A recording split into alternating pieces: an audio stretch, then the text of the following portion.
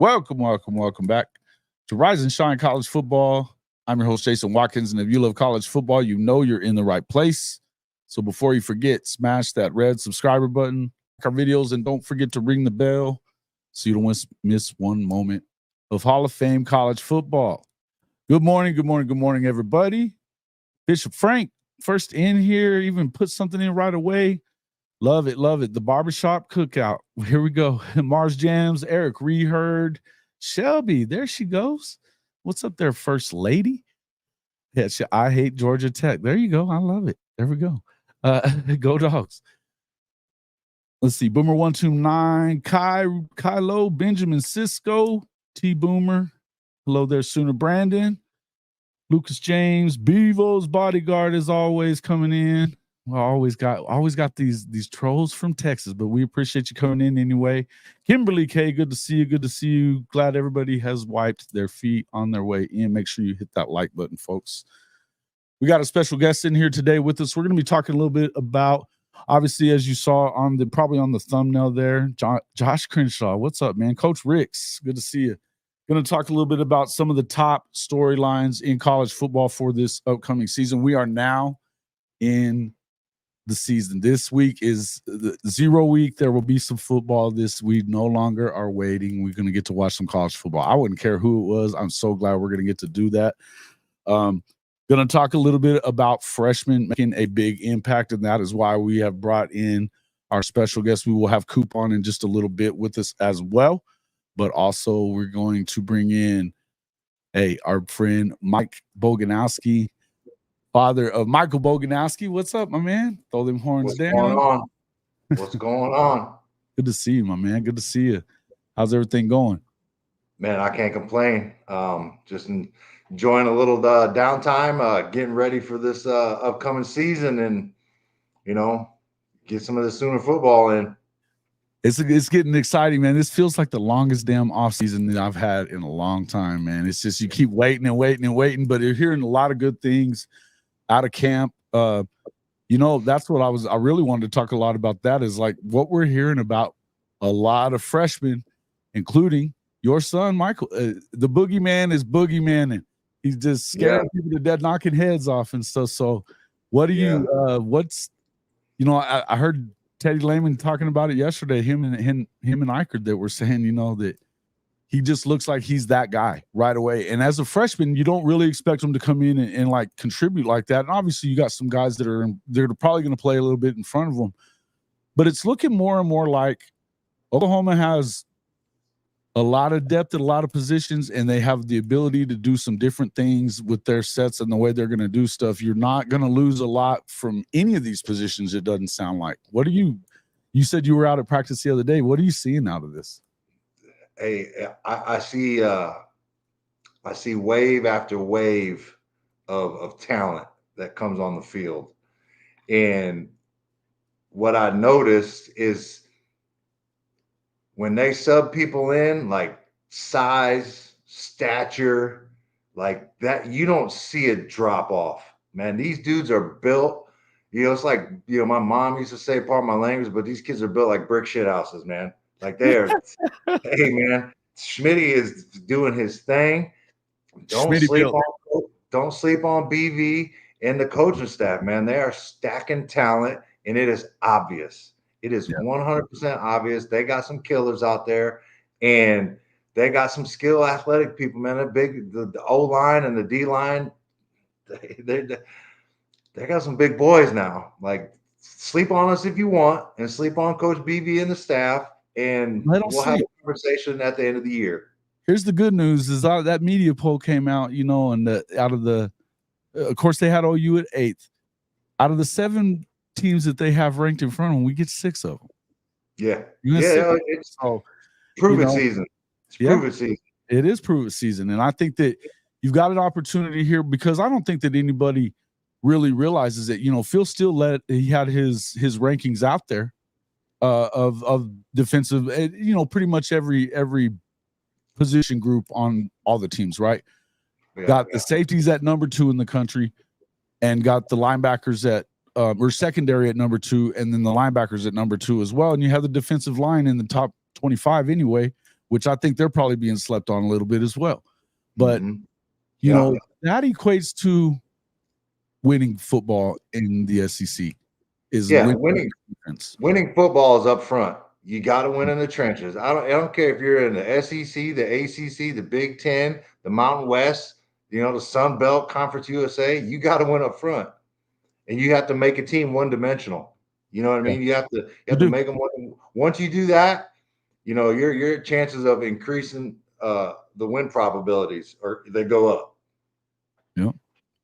Yeah, man. And I think that it's one of those things where, yeah, look, I just keep every time we turn around, we keep hearing things out of these practice reports about what Michael's doing, what Reggie Powers is doing. You know, you're hearing things that you might even get, like Jaden Jackson might end up starting over DJ Terry because he's just been that good. Hey man, he's an immovable, man. Like he's like one of those immovable objects. Like his base and lower half is so thick.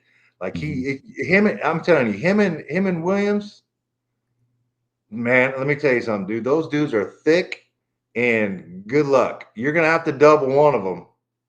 You're gonna have to double one of those two dudes, and it's probably gonna be Dominic Williams. But you know, that's the name of the game. You got to double one. You got Stutzman running free, Lewis, Carter, Kip Lewis. Like if somebody's open, somebody's running Canick, somebody's running open. Yeah, look, and I mean, that's the whole thing is, and plus you've got Caden Wooler. Sounds like he is just coming on like a dog. You know, I think he had like 9.5, 10 sacks last year playing, and just an animal. You know, from what you see from him, yeah, man. PJ obviously starting to you keep hearing that the light's flickering on there as well, and we've heard a lot of stuff. You know, obviously Ethan Downs has earned his spot on that other side, you know, from Caden, and I think he's a dog too. He was one of those guys that first year that BV was here, we were like, I don't know that he came on last year, and from everything you hear, he's the man on the other side now, even more so than he was a year ago. I think that Danny Okoye is going to see some time though too. He's too talented to not put him in. I think Downs kind of got snubbed on that list. Oh, bro, no. You know, when you're all conference a couple years in a row, and you know, you move. I don't know. I feel like he should have been up there. Billy was a little too low, and I think Ethan Downs got left off, and I think that was a snub in my opinion. It makes it tough, you know. You're going to have to you're going to be in a position. You got a lot of marquee games, so that you're going to get looked at. And I think that was one of the things that I heard off of, you know, Gabe and Teddy, and they're so good, man, at what they do. But you know, I was thinking, you know, they're right because you're going to get an opportunity to be on the list that matters. You know, hey, listen, yeah. That's a pretty good one there. A couple of targeting calls, controversial. You know, how controversial are we talking about? You gotta send a message every once in a while. It's all right. That's the good news. To me, I feel like it's one of those deals that you really want to, but you know, the list that you have to be on is the one at the end of the year. The one at the first of the year don't really mean anything, and so I feel like they left a lot of guys off. You know, you look at Nick Anderson. I mean, this guy had 37 catches. He had 800. He had more yards, touchdowns, and less catches than almost everybody in the preseason All SEC teams. I feel like they left him off because he's young and he's got a year or two left to get on there. I think is it right? I don't think so. But like if you're a baller, you're a baller. Freshman, sophomore, whatever. And Nick is a dog, and it sucks what happened to Jaden Gibson, but you know, but you've got some guys. Look, we're talking freshmen. I mean, from what we understand, I mean, Eli Bowen coming out at corner, just killing it. You know, killing it. You're going to have a hard time keeping him off the field. Same thing apparently with Jeremiah Newcomb, which doesn't really surprise you in view of the fact that Bobby Newcomb was the guy he was, right? Yeah, but another stud. Obviously Reggie Powers and Jaden Hardy. I mean, we're talking safeties are just it's an embarrassment of riches right now in that safety department, right? Hey, that's why. Kyle, if Mike does happen to get a targeting call, guess what? We're deep. We got somebody else to come in. Yeah. Hopefully it don't happen, but you know, college football they got kind of soft, so Mike's got to really work on his striking, you know, down below. But we got some dudes, man. We got dudes on dudes. Well, the rotation, I think with David Stone, I think they're not really talking about him being a starter yet, but I do think look, this rotation, you rotate those guys in and out a lot. Hey, Stoney was winning that practice. You know, Stoney was winning. He looks good. You got to play him. I just don't see how, you know, just by looking at him and watching him. I mean, you got to play him, and I think it's good. You know, people to me worry about, like, you know, are we too deep? There ain't no such thing. Ain't no such thing is too deep. You know what I mean? Like, the season is long, and people get banged up, and the more you got, the better off you'll be in the long run. You'll start seeing some attrition on some of these other teams, but, you know, hopefully with Oklahoma, we're deep. Yeah. Yep. Cool. Welcome into the show from Unfair Sports. Coop, what's up, Coop? How you doing, man? Man, to join this panel, that makes my Monday a Monday of great magnitude, brother. I'm telling you, man. I'm sitting back here enjoying the conversation here, because he was at practice the other day. He's seeing some good stuff. Some of the questions that we're getting asked in here, obviously they were talking about you know, your guys, and the Michael is killing it right now. But here's a lot, in maybe you could kind of put some of this to the rest, Big Mike. A lot of people worried about what's going on with Jackson Arnold. Going up against this nasty defense, you're going to make some mistakes. You know how that is. And I think that right now you would expect them to be ahead of where the offense is. At least you better be. Otherwise, I might be a little worried. But what are you seeing out of him? I mean, they're getting theirs too a little bit too. But talk to me about what you saw from him when you were out there the other day.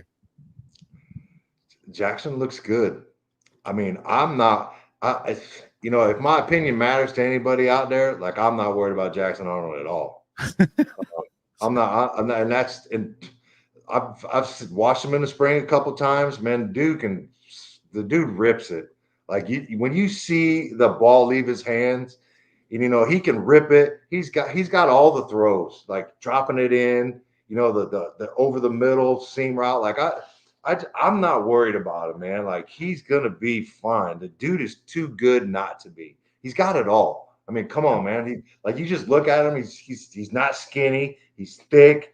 He can move. He's fast. Like, he can throw the ball. Like, I'm not worried about him, man. He just, you know, he's gonna have to. He's fairly young playing time wise. Sure. And there's going to be some bumps and bruises, but it's to be expected. But he's got a great defense to back him up, and we should have a strong running game. And we got a great tight end. And guess what? Two of a quarterback's best friends is a running game and a tight end. And no doubt, that's why I'm not that worried, because he's got it all. He just needs reps. He just needs game reps. And watch out when he gets them. Watch out.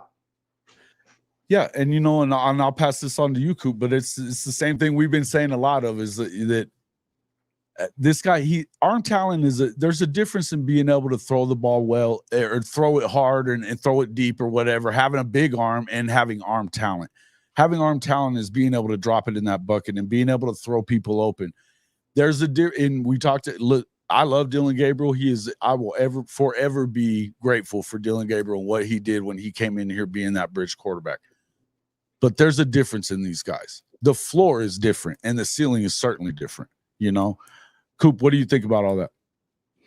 Yeah, so I mean, let's talk. I mean, Jackson Arnold, he's got one game under his belt, right? And so if you want to come in and on any shows and you just want to be a troll, like, it's recognizable, and and the trolls are what freak people out, right? So we've got, you've got an offensive line who was going hard on hard, was going ones on ones. This was, there's a mixture of guys. This offensive line does not have it's not that you're looking for five guys who can actually play football at a D1 level or in the SEC.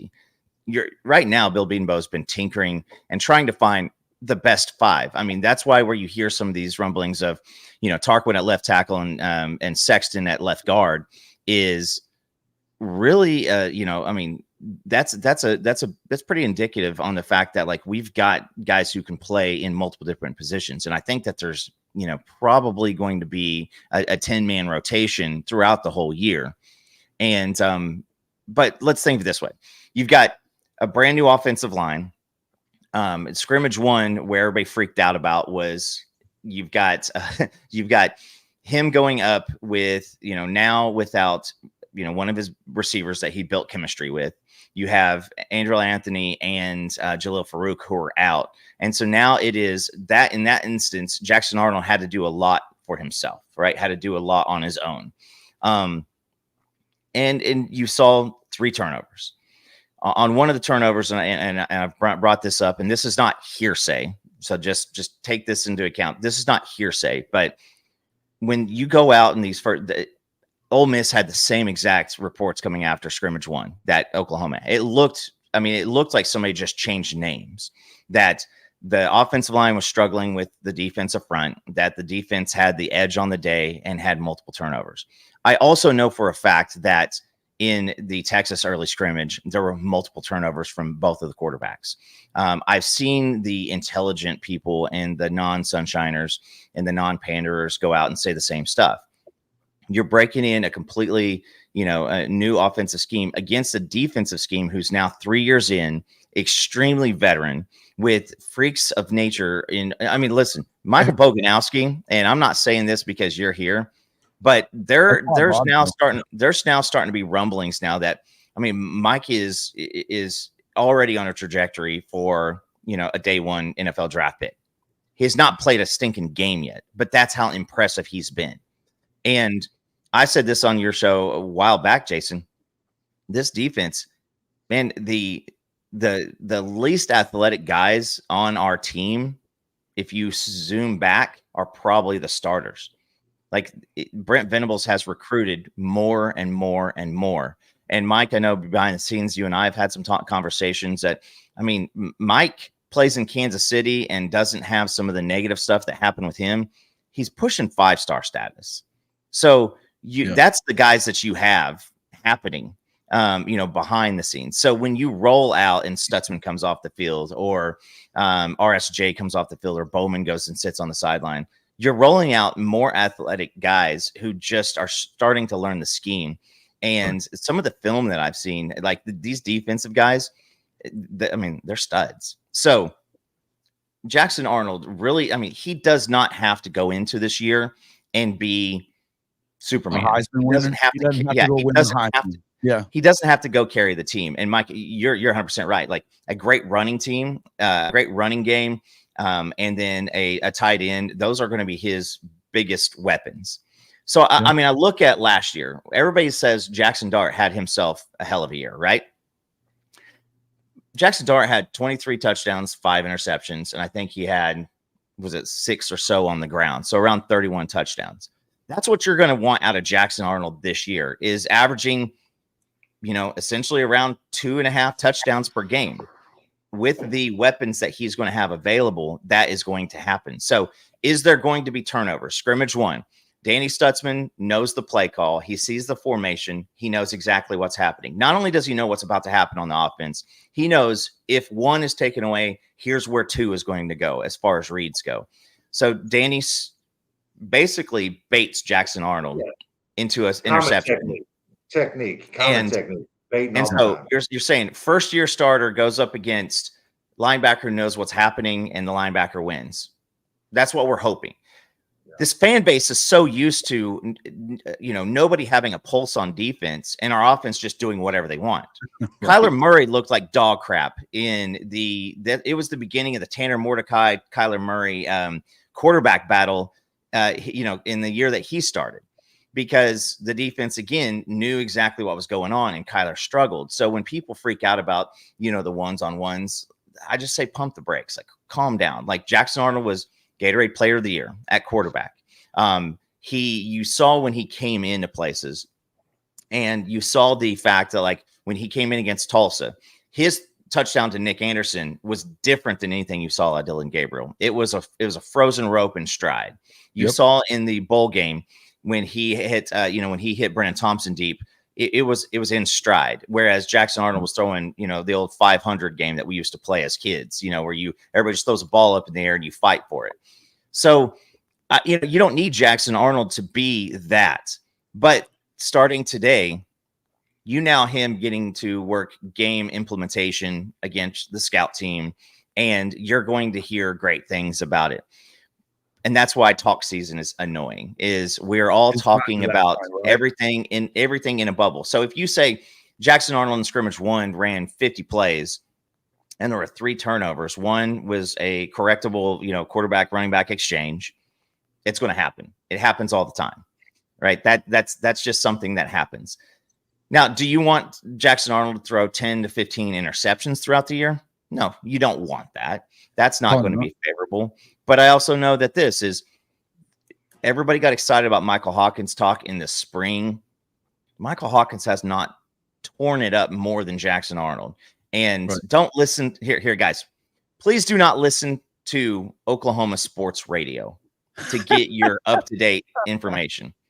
From someone who has been in the radio business for a long time, like that is about, you know, that is Jim Rome, that is Jim Traber. It is entertainment, right? People don't want to. These guys. Jim doesn't have insiders, and he doesn't have people that are out there during. Goes on YouTube as well. It happens everywhere, Coop. I mean, that's the whole deal. And the truth of it is, look, I love Michael Hawkins. I think he's going to be a hell of a player. And if he's pushing a little bit, then there's nothing wrong with him pushing for that spot. That's a great problem to have if you're Seth Luttrell and Joe John Finley, to have to worry about, should we maybe start the freshman because he's that good. But the good news is so is the true sophomore. This kid, we knew, it's like you said, Gatorade Player of the Year, high school national player of the year, not Arch Manning. He was. You know, so we're talking about a guy who knows, he's been in the Texas 6A state championship game. That's the toughest league in America. Maybe the Trinity League might be a little better, but if there is one, it's only that one. The truth is, it's the toughest league in America, though, and he went in there and got deep in the playoffs 3 different times. This is a great situation to be in, and like you said, I love the fact that the weapons that he has. Look, if you can keep it somewhere around 10 or less turnovers and run the football, use your tight ends, just look, you can have stalled drives. You don't have to score on every drive necessarily. Just take some time off the clock. That's the main thing to play complimentary. Go ahead. Deion Burks is going to be open.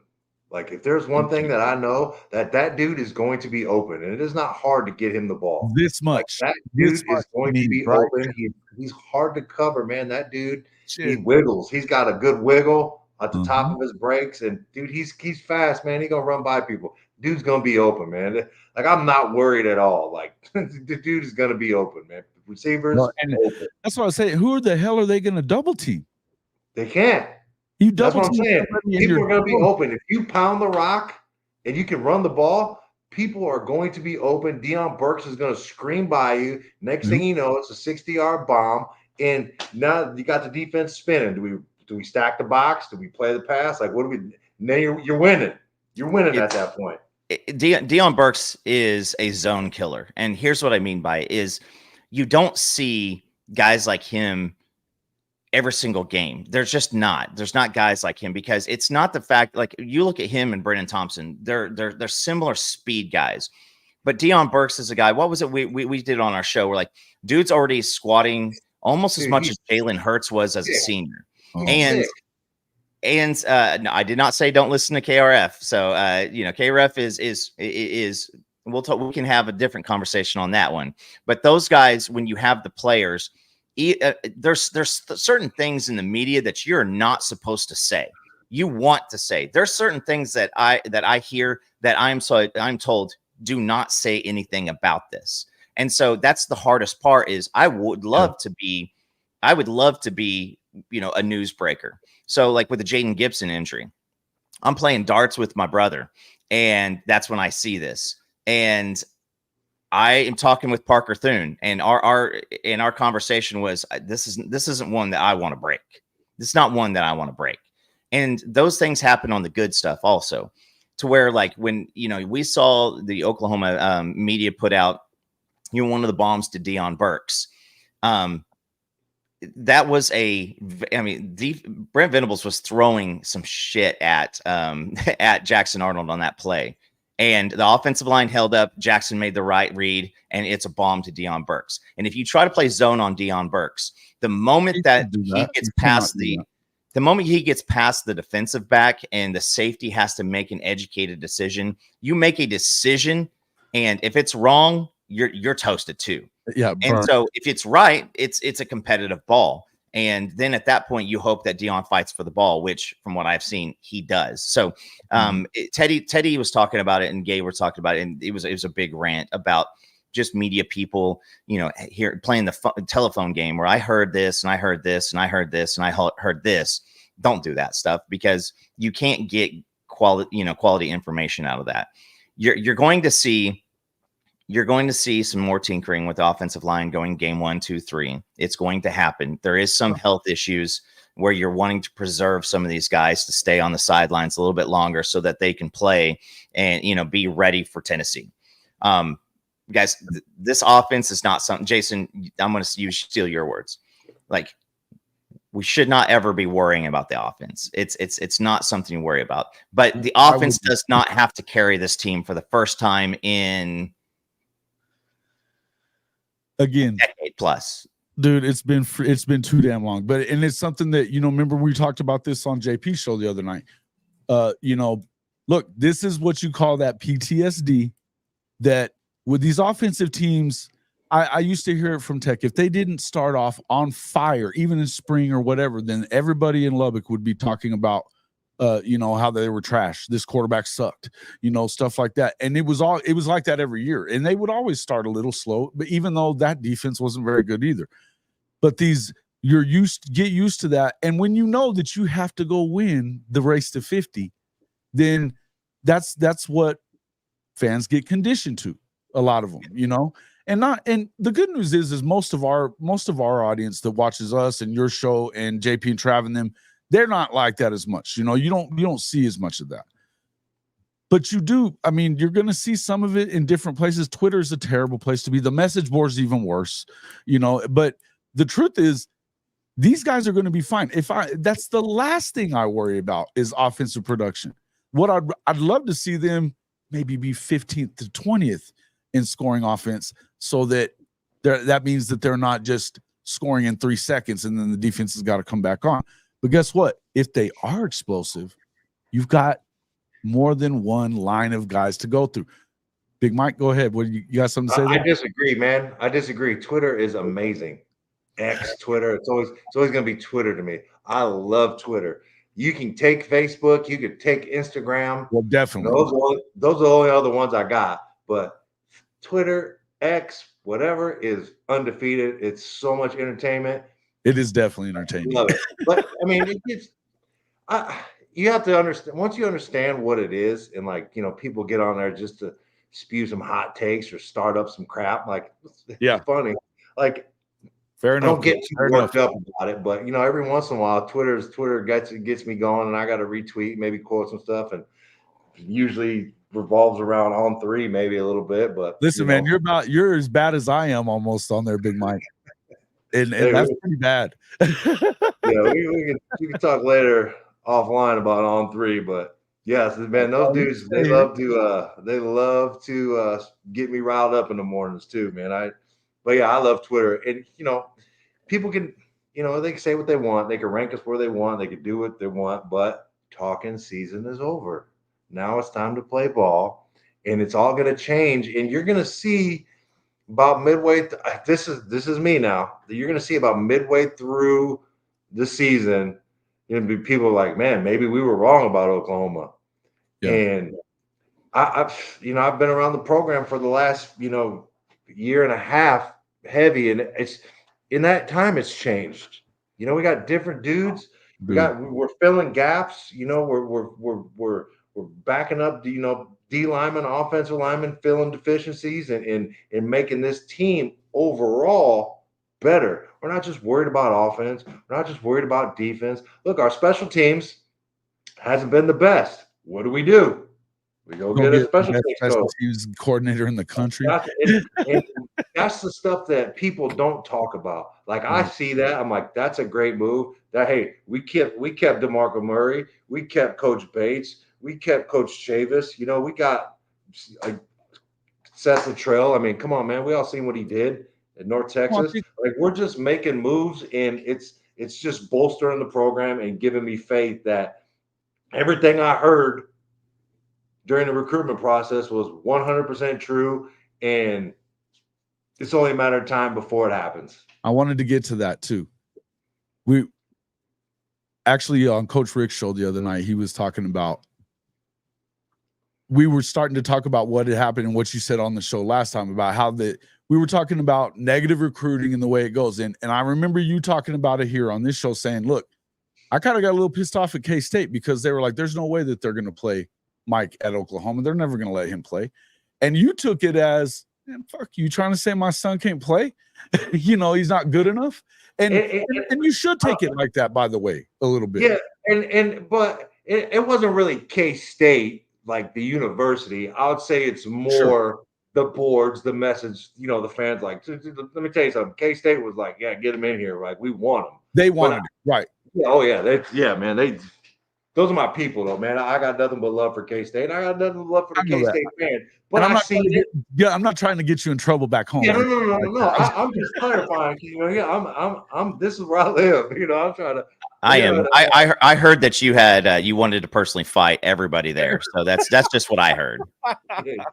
No, that's not the case, man. I'm too old for that. I mean, maybe when I was in my 20s, maybe, but I'm too old for that now. I got bad back. In the end, though, whenever you start talking like that, and I mean, look, that's a motivating factor. And when it, you know, if you well, it's hey, listen, man. Like I don't want to be that dad, but and you know that bias that comes with that dad. But I always just felt that he was getting the short end of the stick based on location. And it wasn't just Mike. It was all the kids in Junction City. Sure. You know what I mean? Or even Manhattan. Manhattan went undefeated, perfect 6A state champs a couple years ago. You know what I mean?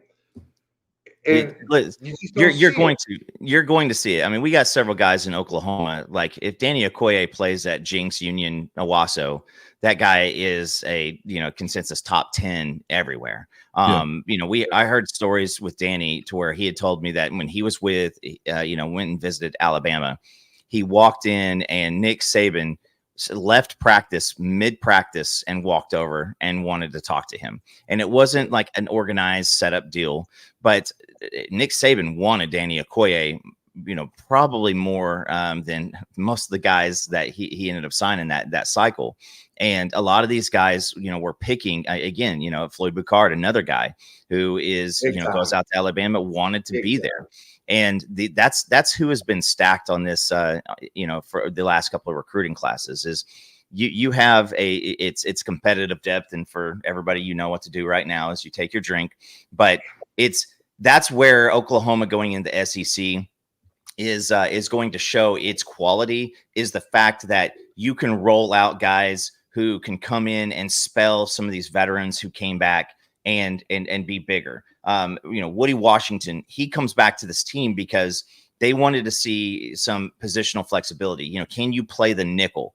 Is there a chance that you can just play a dime defensive back? Because he is going to be a guy who's not going to be a high drafted, first through fifth round guy outside of him just blowing up this year. But they want to see, like, if I draft you, can you be the number 2 or number 3, play side corner? But then also, can you run in at nickel? Billy Bowman is a guy who a lot of his stuff was around, all right, you got to clean up the missed tackles. I mean, you had 20 plus missed tackles each of the past 2 years.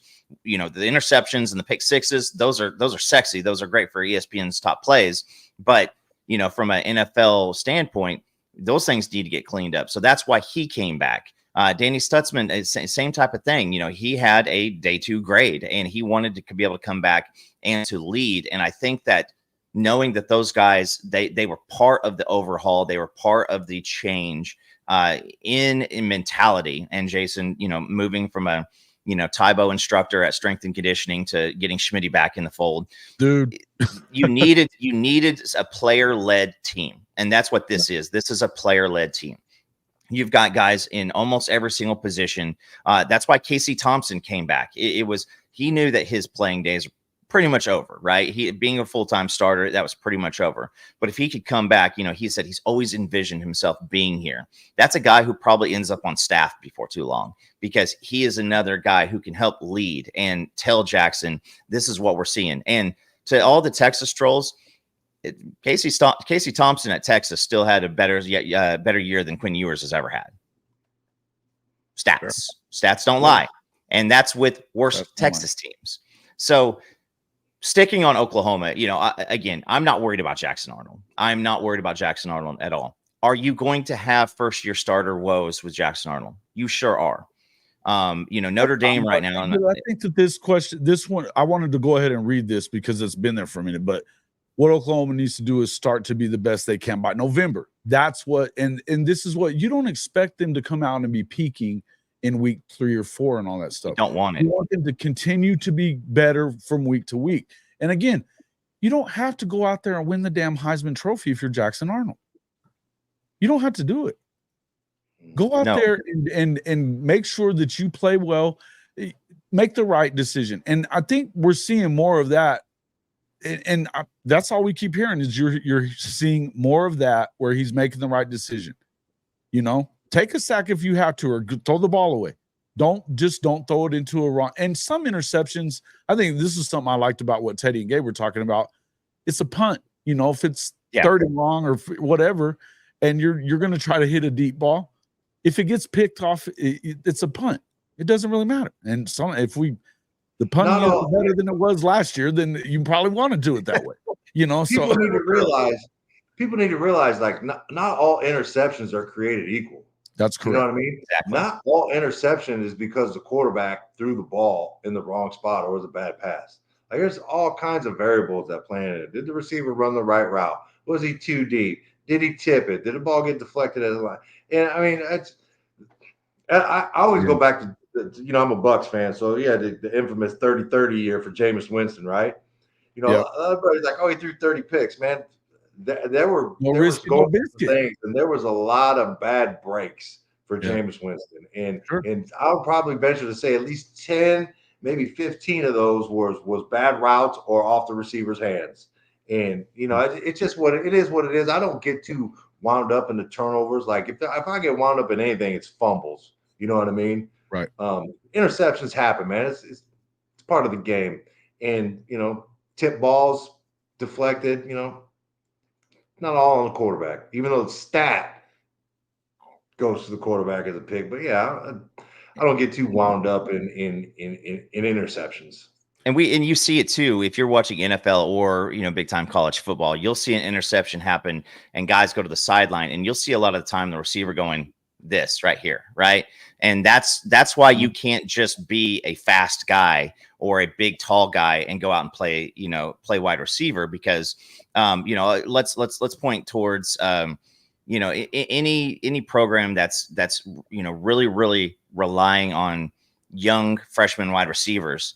It doesn't matter if you're a 5-star guy, a 4-star guy. Is if you are supposed to run a route and you dig, 3 yards too late, 3 yards too early, sometimes that ends up in interceptions. And that's not on the quarterback, because if it's a timed route, or if it's, if you're the second read and he sees some space and he throws to where that ball's supposed to go, like that's on the receiver.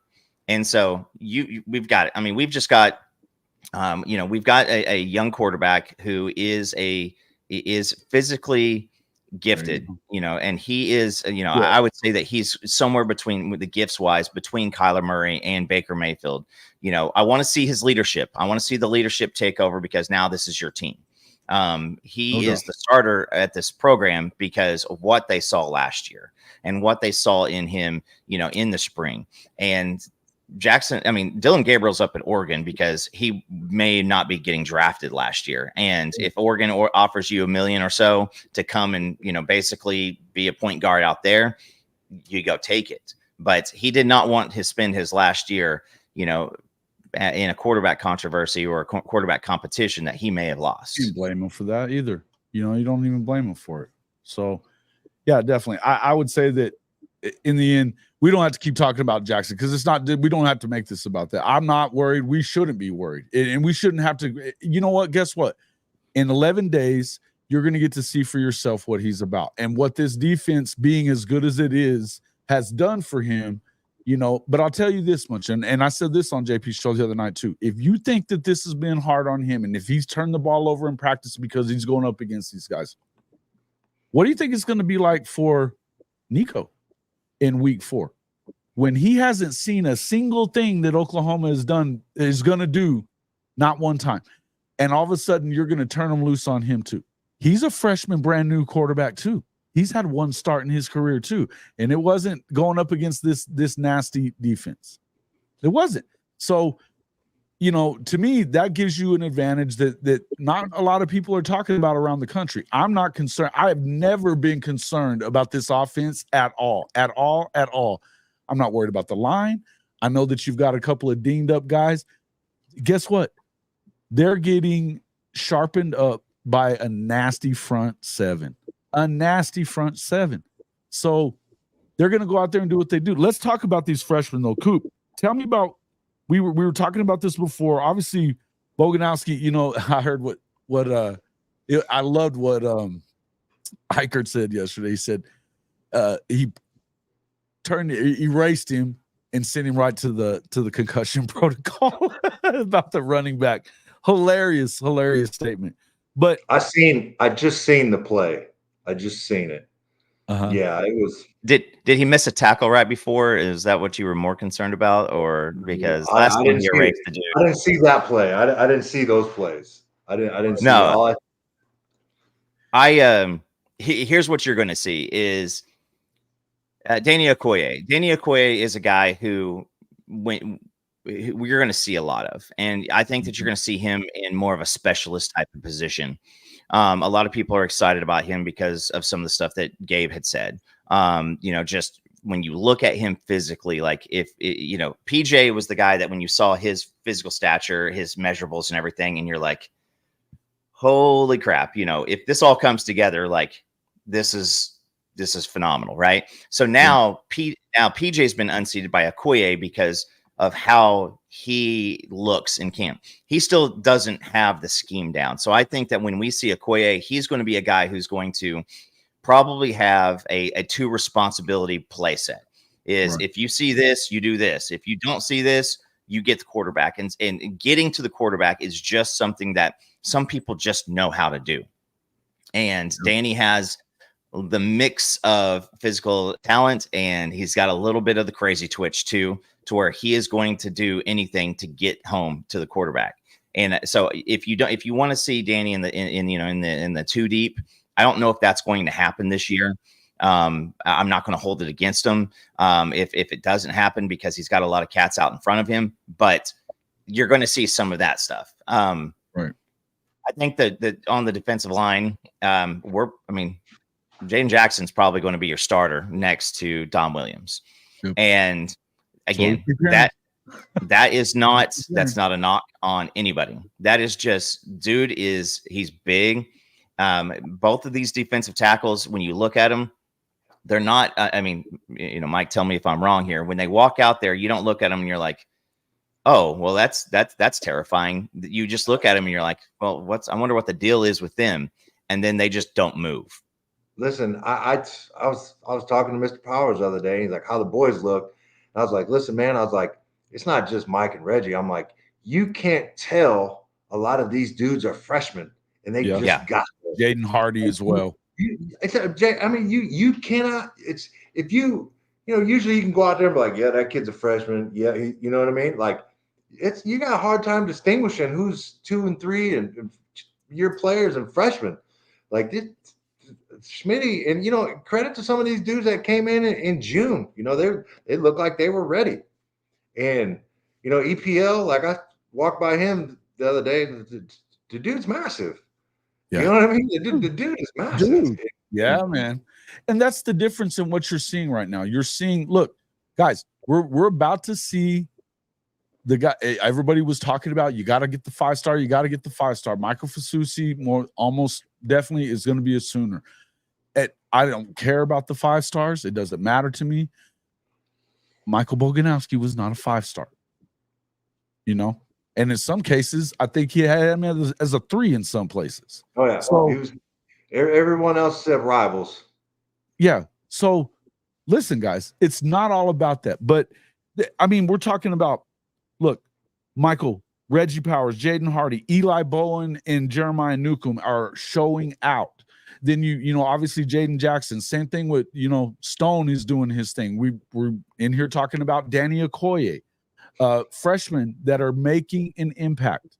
You know, you've got a redshirt freshman that we're hearing a lot about on a defensive end as well. The defensive end is just loaded, you know, and we're talking about guys like, look, Trace Ford, they're going to put him in certain situations and stuff like that. But look, here's the thing. These guys they can specialize in certain things because they're so deep. And this is something that we were never, ever going to see when Lincoln Riley was there.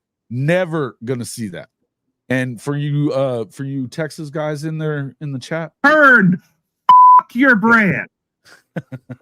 Hey, Mr. McCoy, how do you? I mean, I don't know what you're basing that off of, but Chavis is that guy. Chavis is that guy. So I would say that's a bad take, and a terrible. I don't know where you're getting your info or whatever, but I've been around him and I watch him coach. Man, the dude, real deal. You realize that this guy has brought in a bunch of freaking blue chippers too, and he recruits great, and we're hoping that he gets home. Why do you think that they didn't get home some last year? Because everybody had max protect, but they still had more tackles for loss than almost anybody in the country. The teams that didn't go max protect got 5 sacks hung on them, including Texas with that vaunted offensive line. And you know, this is what I told Mike. You know, I'm like, if you know, he wanted to play. He wanted to play. And I was like, listen, man, I was like, physically, I think you're ready. And what's going to separate you from the rest of your peers and on the thing is like, you have to let the coach know that you know what you're doing and you are going to be in the right place, play the right technique, and know the assignment. Once they are comfortable and have confidence in you that you know what you're doing, I'm like, you will get playing time. And some people pick it up quicker than others.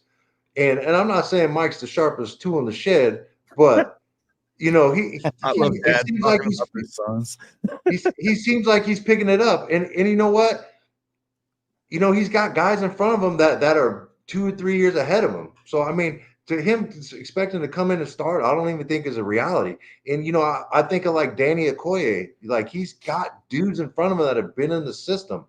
And it's going to be hard to unsupplant or take them out and beat them out. It's just going to be hard. I mean, he's going to get some clock, but like when coaches are confident in you and you know what you're doing, because that's the quickest thing that's going to get your butt on the bench is playing the wrong assignment, being in the wrong gap.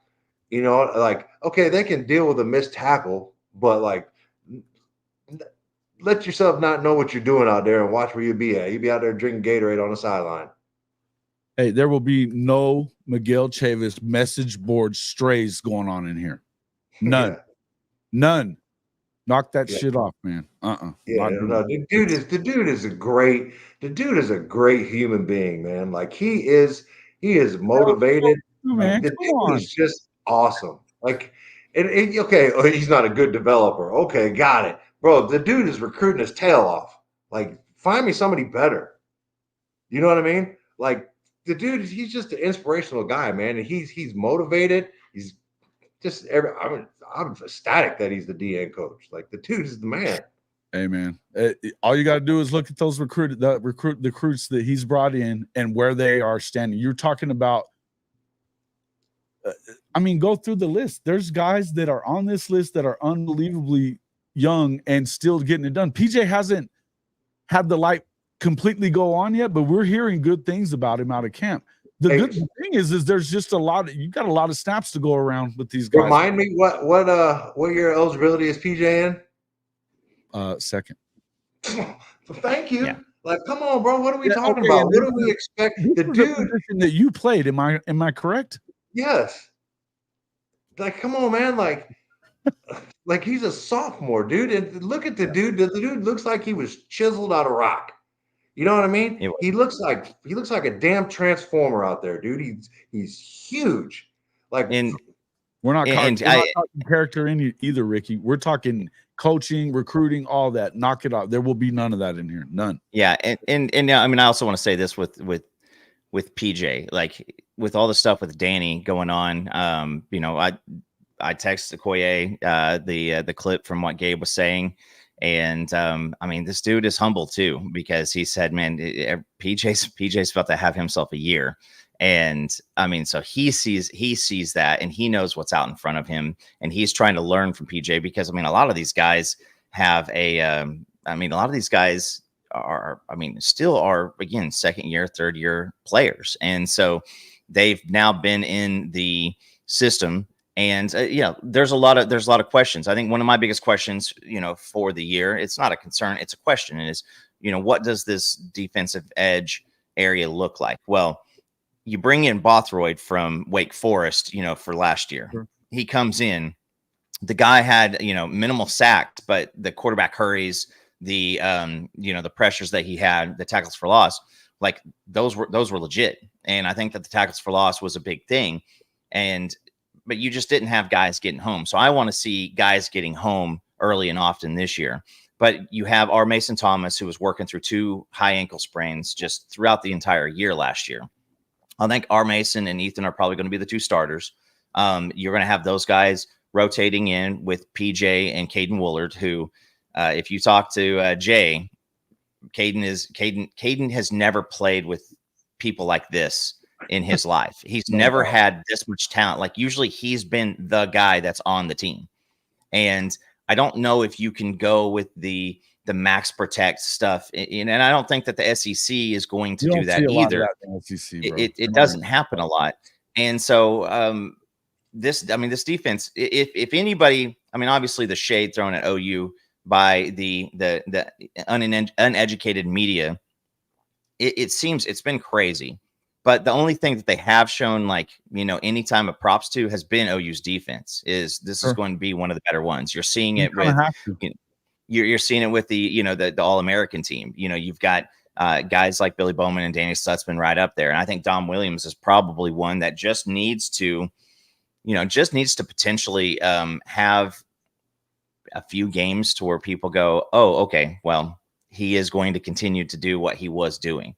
And you're going to have the rotational, you know, we were excited last year because we were excited about a lot of different guys and names that you weren't, like, you didn't have somebody on the team last year. You were like, oh God, as long as he doesn't just completely fail. They were getting better last year, but it wasn't. You're right.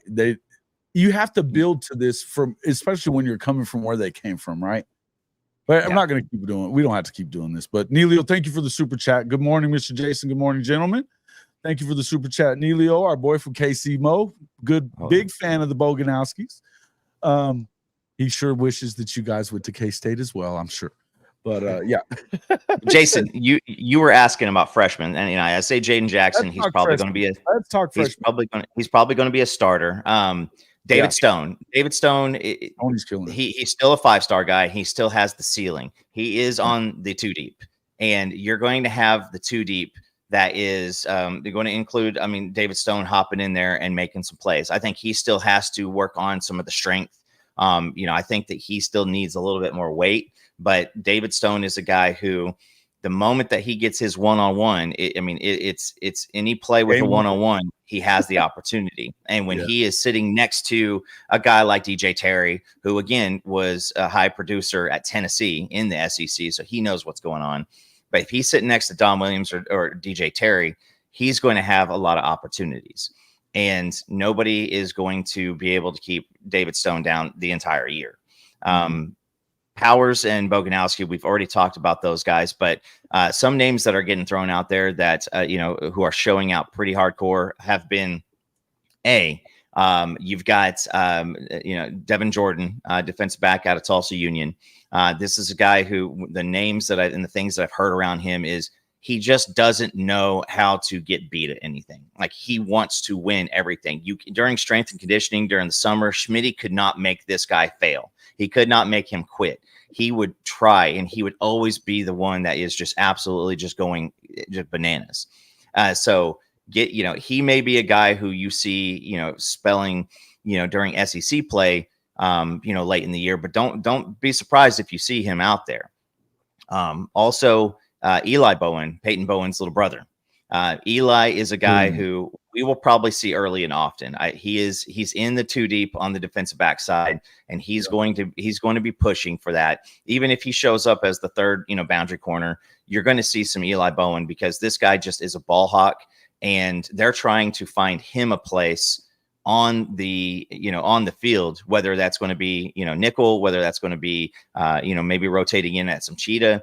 But he is a guy who has earned himself some playing time. And so get excited. He is not big. I think that he is 5'9", 5'10". He's got a decent, wingspan, but I mean, we've talked about him multiple times. He has the, he has the record for, for interceptions, back at Denton, high school. So he is another guy that you're going to see get some playing time in there, because you're going to have a lot of opportunity for these defensive backs to rotate in and out. This is a more physical conference. You're going to have receivers who are bigger, who are not going to be running out there at, 5'9", 165 all the time. You're going to see guys who are more prototypical NFL, body types at wide receiver. And so you're going to need to rotate guys. Yeah, I'm not big on starters and like, especially hey man, on the D-line. Doesn't matter. When you get your chance, you need to make plays, and you need to put up some numbers. You know what I mean? And you need to be in the right gap, and if you're getting double team, you need to command the double team and split it. Like big guys, it's a rotation, man. Play 60 snaps, man. They're not going to play all about rotation. Starters, yeah, it's good on paper, but like you need more dudes if you're going to last throughout the college football season. And you can't. I'm not going to say it, but we've talked about how important that is forever to have that competitive depth that we've talked about, particularly on the D line. You said it. Everybody's talked about it. You got to have it. If you don't have it, and the fact that Jaden Jackson, that's again, we can make negatives. You can make a negative out of anything you want to. You can make a negative out of anything you want to. And listen, man, is DJ just not getting better? Come on, folks, guys. Yeah. No, come on. And I said this when I was talking on your show, Coop. Jaden Hardy's, and that too. The dude is the real deal, man. The dude can cover, man. Like he's out there doing it, and I think he kind of gets overlooked a little bit. But let me tell you something, man. He was ahead of the game coming in because he was already familiar with the defense coming from Texas, down at high school in Texas. He already knew what was up. So, I mean, like the dude's going to be good. Like, just mark this. Yeah. Put it down. Jaden Hardy's going to be a baller. And T Boomer, I'm not mad at you or nothing like that. I was just saying, look, this is the reason that I wanted to bring this kind of stuff up is because it's telling you kind of the difference in what the players that were here at first and we're getting now. Even the guys that, look, it is a great thing to have guys like DeJoun Terry back. It's a great thing to have a guy like that back. It's a great thing to have Ethan Downs back. It's a great thing to have Danny and Billy back, and Woody.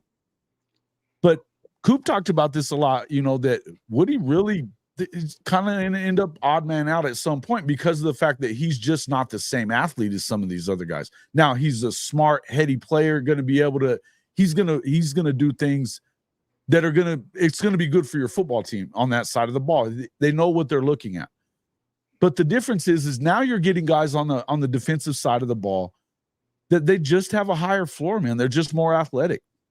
Lewis Carter, guy, and like we've heard a ton about Kip Lewis, but a guy like Lewis Carter, and guys like Samuel Omosigo, they're going to make plays. They're going to make plays, and the good news is it doesn't matter whether they start or not. You need to get them in so that you can get them rested. That's the other thing. If you're going to have to be explosive on that on the offensive side of the ball. The good news is you don't just have one or two guys at certain positions and it ends up wearing your defense down too quickly. You know, if you got 3 or 4 guys deep, particularly on the D line, those guys are not playing 60 snaps, folks. Not going to do it. So having freshmen that you don't have to redshirt because they're that good, this is nothing but positive to me. You know, nothing but positive to me. Again, and I think that the offense, you're starting to see a lot of that kind of stuff too. Now, obviously, you've heard a lot of stuff from Taylor Tatum. They say he's just another dude, just on another level of talent when he gets into the game. But the good news is you've got those guys in front of you. Sawchuk, and look, I'm so glad to hear that good grief, what am I thinking? Barnes, yeah, Javonte is figured it out and is running like a dog again. That they said this, it looks a lot like he did in that first season where he's out there getting after it. Then you're hearing stuff about X-Rob. Xavier Robinson is a big boy and runs with violence. You've got a deep room. I mean, Caleb Hicks, I haven't heard a ton about Caleb Hicks. He looks good. You look at him, you know, this is a guy that we want to see show up. But when you start hearing about these freshmen are starting to creep into their, you know, when they get their opportunities, they're shining. This is good news. We're hearing things about, you've got Zion Kearney that's been doing it. Zion Reagans has been doing it too.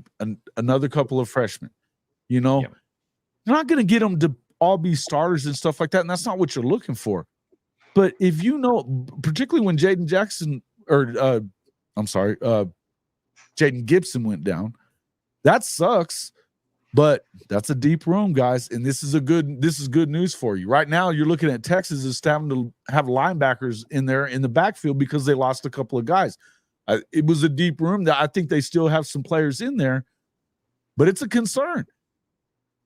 You're not going to have that problem at the receiver position. You're not going to have that problem for a while at the running back position either. You could lose 2 guys, and you're still going to have 4 more or 5 more. Hey, we've seen it in the past to where, you know, I'm going to go off pure memory here, but I think there was a game where Samaj Pirine was injured. Joe Mixon got suspended for the parking ticket tear up, and I think we ran out our fullback, and I can't remember which one it was at the time, started on the road at Iowa State, and you know, he did good. He ran for 100 yards, but I mean, that's the Big 12. I mean, and I think that Engine said it here. I mean, you need to have multiple backs in the SEC because you catch a hurt ankle or, you know, a stinger on the shoulder, and it's a scary thing because with the running backs, the guys who are going to be on the field are not the guys who just can go run the ball. They're the guys who are going to understand pass protection. They're going to be guys who understand, you know, a route where you've got to block for a certain amount of time and then leak out. So when you're hearing, you know, Javonte and Sawchuk are going to be your number 1 and number 2, I think that Hicks is probably going to be the next guy up. You know, we had Sam Franklin transfer in, and he's got 1,300 yards and, you know, double-digit touchdowns last year. This is a dude who's going, man, what kind of decision did I make? And it was because him, you know, just we're not really sure about what was going to happen with Javonte. You know, you had guy transferred out, went back to North Carolina. Name escapes me at the moment. So you start seeing those types of things happen, and you want to be able to have guys who, again, can do pass protect, who understand the schemes, understand alignment, you don't have to worry about, who are going to, you know, fumble the ball on an RPO. And so, yeah, you hear a lot about Tatum. Tatum showed up in the summer. And so to hear about him already just shows why he's a 5-star guy. Wild. But then also don't forget about Xavier Robinson. Xavier Robinson was a guy who in the spring didn't hear a ton about. He lost a ton of weight, gained a lot of strength, and he has worked his backside off. And so Dalen Smothers, yes, thank you, Darren. You know, X-Rob has worked his butt off, and now DeMarco is a guy who he played under, you know, Kevin Wilson. He had great offense, you know, in college. Then he went to Dallas. I mean, he was an offensive player of the year. went to Tennessee, was a big guy there. He understands the full package that you have to be able to, show out on the field. And I brought up Roy Finch last night on our show. Roy Finch was a guy who everybody wanted to see because the dude could run the ball, but the guy always went wrong in the pass routes. He didn't ever really get it when it came to pass protect, and so we never got to see more of him. Ronaldo Works was a guy who was not physically talented, but was always the right guy at the right time. And he was a guy who, when he got on the field, like Mike, you were saying, he took advantage of the opportunity and not only did, good, but he, had some memorable plays in, Sooner history. So the running back room, the wide receiver room, it is stacked with talent. Stacked. Now we got to see a couple of things from the wide receiver room is let's get healthy. And then who's going to be the next guy who steps up, from I said Xavier Kearney was, Kearney was, I said Xavier.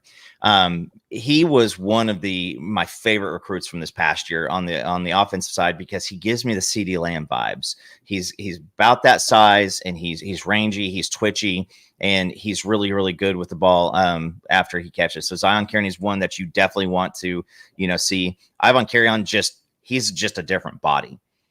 He's big. He gets down the field. I mean, when you watch him, Mike, when you're at practice, you're probably watching him going like, why is he out there? And then all of a sudden he's making plays and you're like, oh, okay. So he can make red plays. Zone, baby. You better throw him fades and back shoulder fades in the red zone. I got to see those, about 5 of those this year.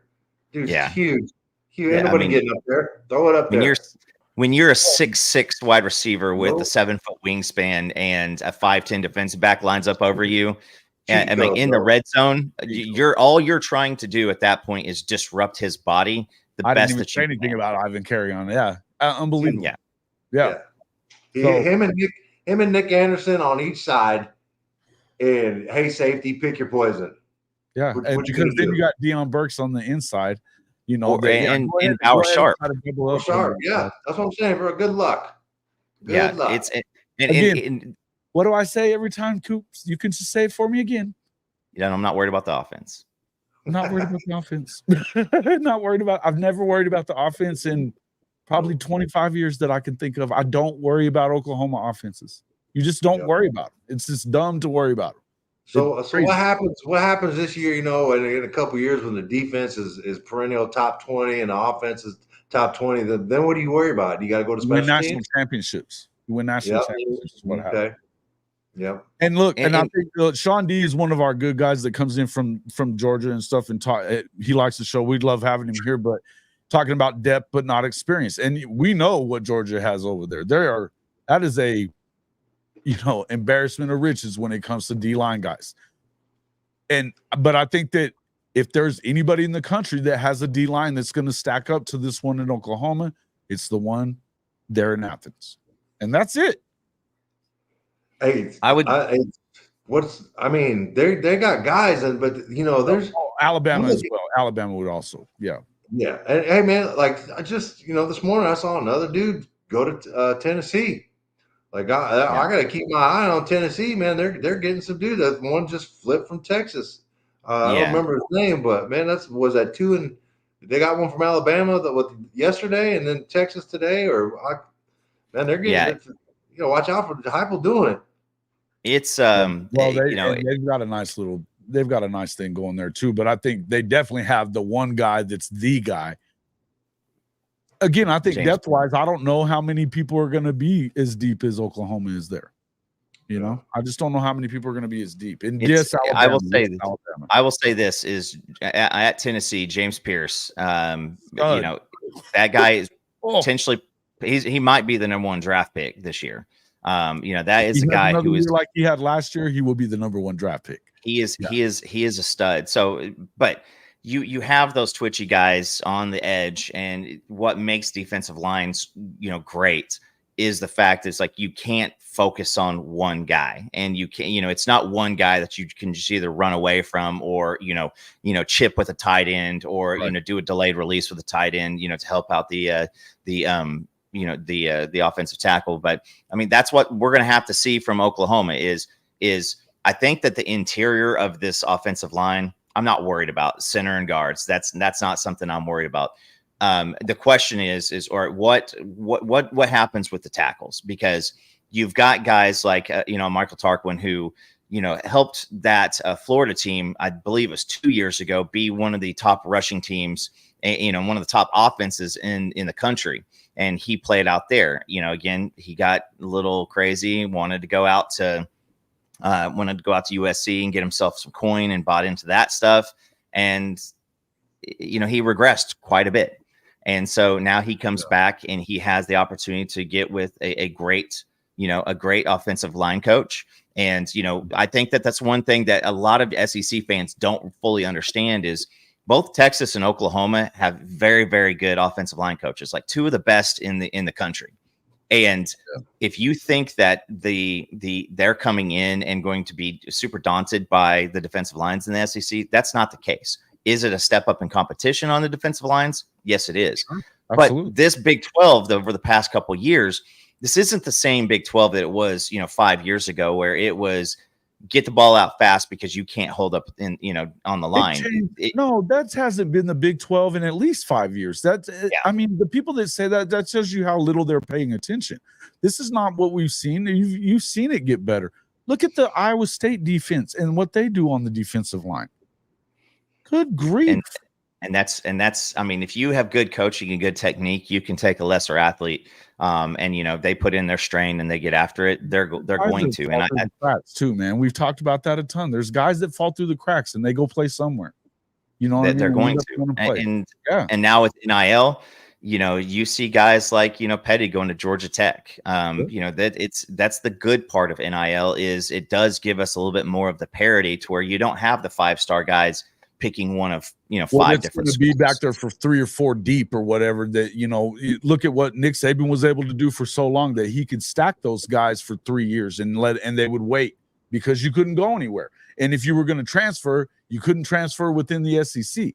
So that was part of the reason that they just won after another. I mean, they're linebackers, they're D-line guys. I mean, what were you going to do about them? And when you got a guy like, remember when Terrence Cody, he was a freaking freshman coming in there just mobbing, but that's rare. That was a rare thing back then. You weren't getting a lot of guys that were playing right away. Now you do. I think that was something that we saw in here just a few minutes ago too. That's what I think it was. Who was it that said that shit? Hold on. Yeah, Sean was saying it. Sean was talking about that. You got to be careful. You got to get these guys some reps. But this is the thing about. And this is why I say that you can underrate these recruiting classes a little bit. And you definitely, I think the last recruiting class was underrated at number 8. It just was. Because the truth is some of these guys were a lot better than that. Again, with Michael, a 3-star, what are you shitting me? They're talking about he's going to have to play some right now. And you've got a 5-star back there plus a guy that's looking to be an All-American. Yeah, I mean they did. They got to get him in, and the same thing with Okoye and some of these other guys. Yeah, they did Michael Hawkins the same way. I mean, you look at. I think, to be honest with you, I think James Jackson might have been underrated as well. Oh, he carried a team a school that was 4 years old to the semifinals and lost to the back-to-back state champs. Putting up numbers. Big numbers. Unbelievable numbers. Yeah. Unbelievable. Yeah. He had like 3 turnovers and 55 touchdowns. Don't get me started, Jason. All right. Do not get I told myself I would not do this on a public setting. I'm not doing it. Right. I'm gonna tell you but Jackson Arnold did the same shit for 2 years in 6A. 3 years in 6A. So again, I don't know. Somebody asked you, you're not worried even a little bit? Bevo said it. No, not a little bit about the offense. Not a little bit. I'm not worried about this team. Whatever they do this year, we've talked about it a lot. You don't expect them to go out there and go undefeated. Nobody's saying that. But 8th in the SEC? No. It's not happening. No, and like I've looked through the numbers. I mean, you look at Georgia, I put these up a while back, but Georgia, I mean, Georgia, Alabama, and Texas, just as far as like what they're returning from a offensive production, it's scary, and not good scary. Like it's bad Right. scary, because Georgia returns, you know, after kicking Ra Thomas off the team, you know, it's right around, which was the right thing around, to do, by the yeah, way. exactly, right around 1,100 yards in receiving. You know, Texas brought in some transfers, but I mean, outside of those, it's 8 catches from a year ago.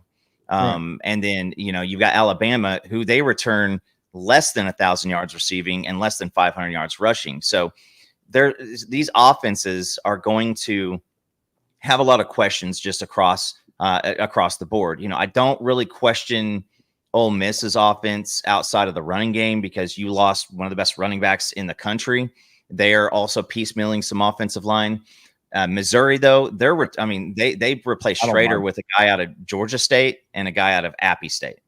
And I mean, those are the things. It's like every single one of these teams has a question on offense, just to, I mean, that are legitimate. I mean, how is it that, you know, well, what does Oklahoma do with a first-year starter at quarterback?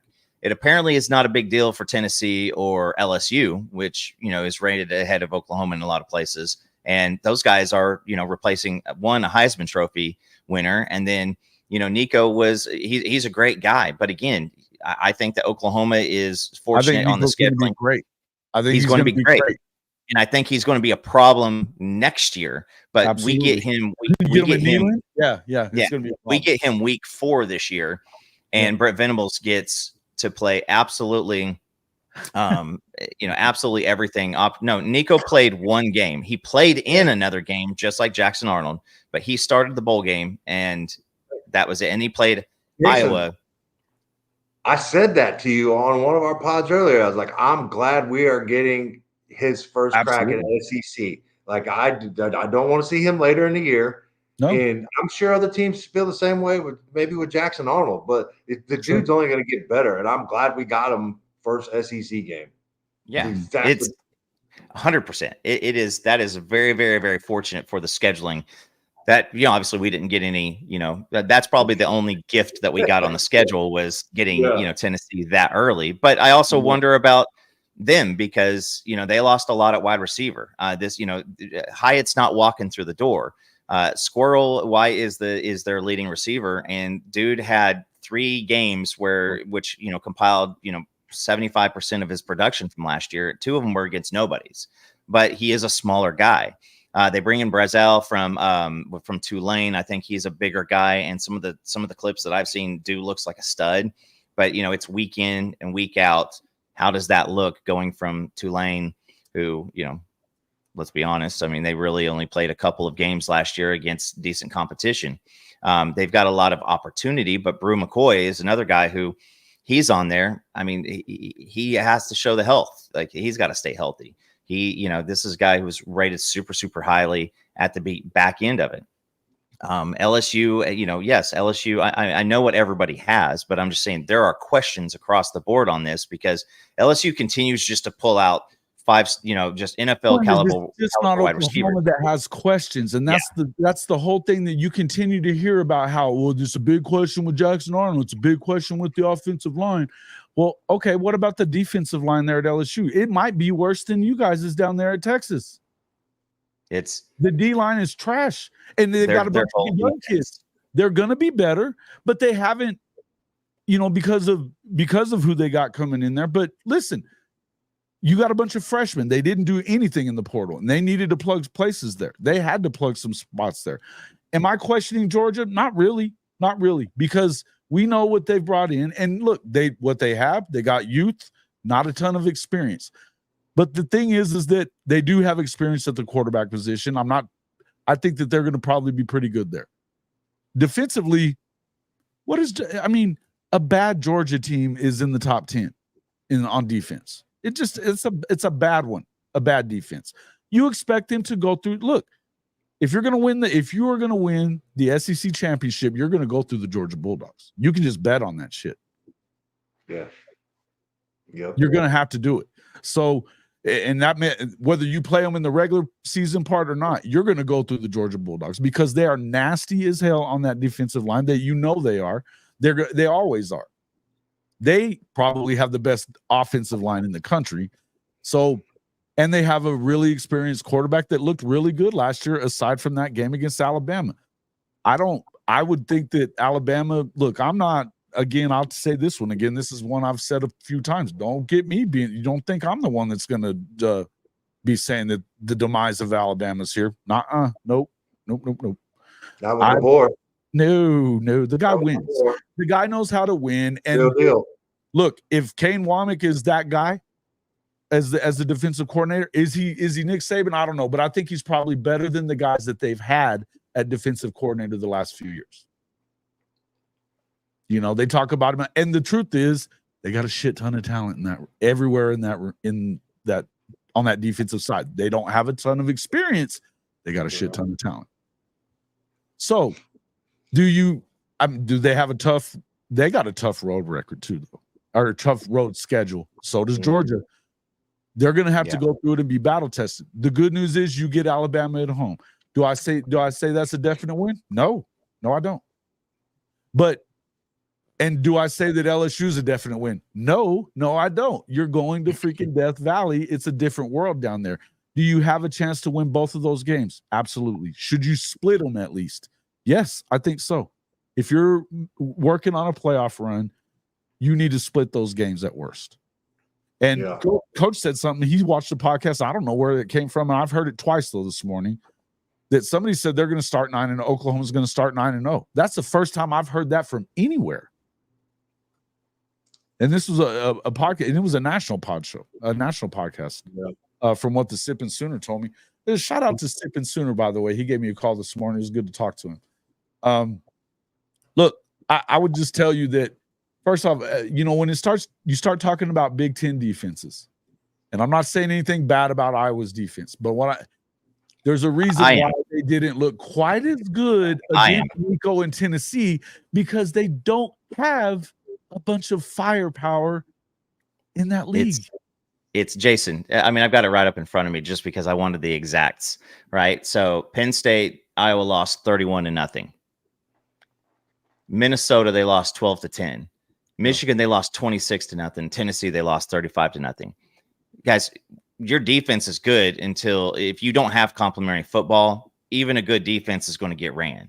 And Iowa has traditionally, because of the divisional systems, Iowa has an absolute, road in front of them up until this year, because they play Utah State, Western Michigan, Michigan State, no offense, Purdue, weak offense, Wisconsin, no offense last year, Minnesota, no offense, Northwestern, Rutgers, Illinois, Nebraska. I mean, that was their schedule last year. Of course, it's going to look great. But when they played anybody with an offensive pulse or anybody with other athletes out there, they struggled. Well, and that's why I've been saying a lot lately that I think that the Big Ten teams that are coming from the West Coast, I think it's going to be tough to play in the winter if you're, particularly USC, because we know they're soft. But I would tell you that if they're not playing Ohio State, they're not seeing big time offense in the Big Ten. So when you get a guy that can scheme like Lincoln can, and a guy they have a hell of an offensive coordinator at Oregon as well. And let's not forget that Washington, they got it. They're not going to be great this year, but Washington's going to be a pain in people's ass for a while. They're not the only one that you can't expect to really be much is going to be UCLA when it comes to, because now they're going to have to deal with real offenses. So we're going to see a little more this year about what these defenses really are, because nobody's just going to line up and play smash mouth with them. I mean, you're going to get less of those teams. I still don't think that the Big Ten is the SEC. In fact, I would say it's pretty clear that it's not. And I don't think any of us are sitting here telling you that it's a guarantee that Oklahoma is going to go out there and run the table, because I don't think that that's the case. I think that they're getting better and better. And the idea that there's 7 teams in this conference that are going to be better than this Oklahoma team, when it's probably going to have a top 2 defense in the league at least, I think that's I think that's a little silly, because you win with defense in this league. Again, the offense is not even a concern to me, but all you have to do is be kind of good on offense. And because if you're not letting people score, You don't need much. You don't need much. Yeah, I can't remember the last time that you saw a bunch of Oklahoma games that they had under 30 for sure. You know, and I don't see them giving up 30. I just don't see that happening. So hopefully not. Hopefully. That a bold take to sleep on UCLA. Yeah, I don't know. Hey, listen, man. I don't know if y'all saw this. I mean, I think their head coach might be sleeping on UCLA. If you saw his Big Ten opening, I think he was asleep for sure. I think he was asleep. I mean, listen, man, I know everybody in this panel and everybody on this chat, like you guys, we're a little bit, we've got the bullshitting, capability. I mean, dude, I don't know what happened. I just don't know what happened. Like that's one of the most awkward conversations I've ever seen happen. I think he just had stage fright all of a sudden, which was weird. Yeah. It was really weird. Really weird. Let's talk about look, we've talked enough about this stuff. We know the point that this was supposed to be was, man, you don't want to depend on all freshmen. You don't want to do it.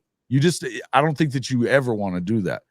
But man, it's really nice when you start hearing that they are earning places here. And it tells you that what just like what Mike said earlier, what these guys are talking about when they're recruiting these guys in the home is saying, if you're the guy, you will play.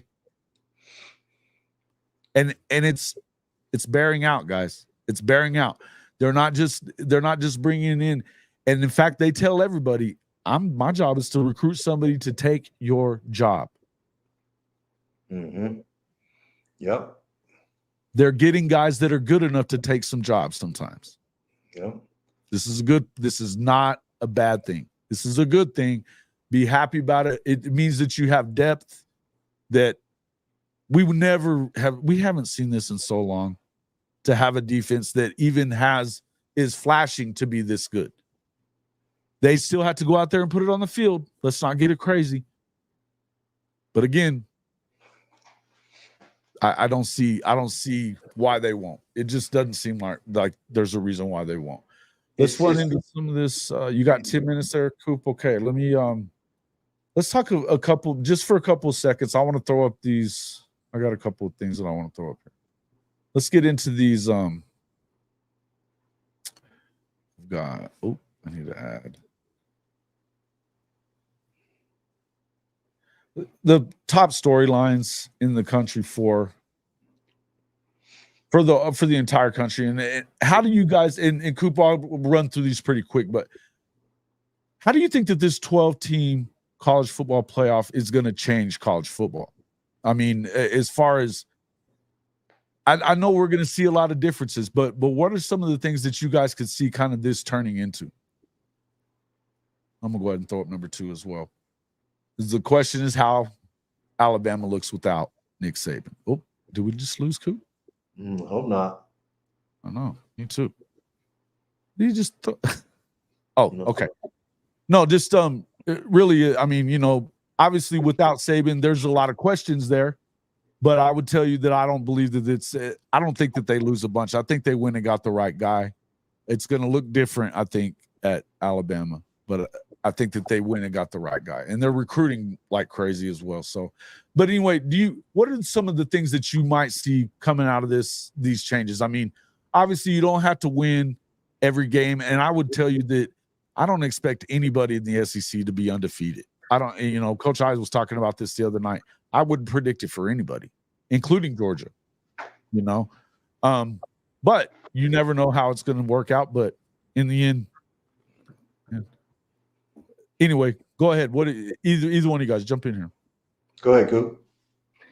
So, one of the big things is for the college football following this year is, I don't think that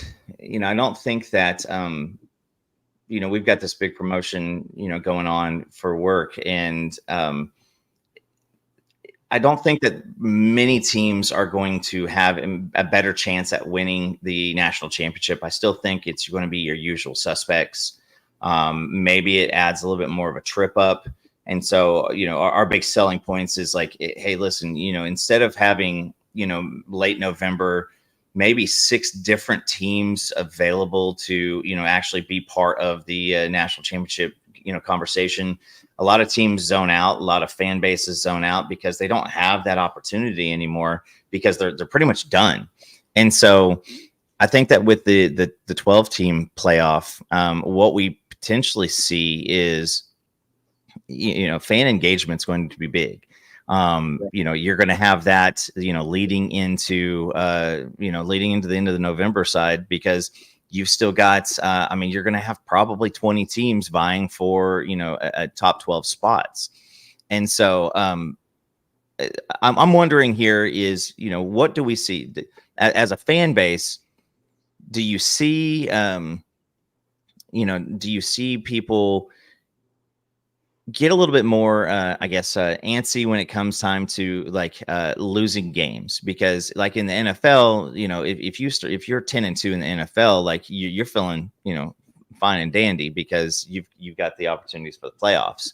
But if you are, in college, most of the time you lose one game and you're like, well, season's over. And, now all of our guys are going to opt out for the bowl game and get ready for the draft. So how does that 12 team playoff, really, really work? Because I think that that's a big opportunity to, to maybe, coach and play differently. Like you are willing to play younger guys earlier and let them get more run early in the season, even if it may mean that you lose a game.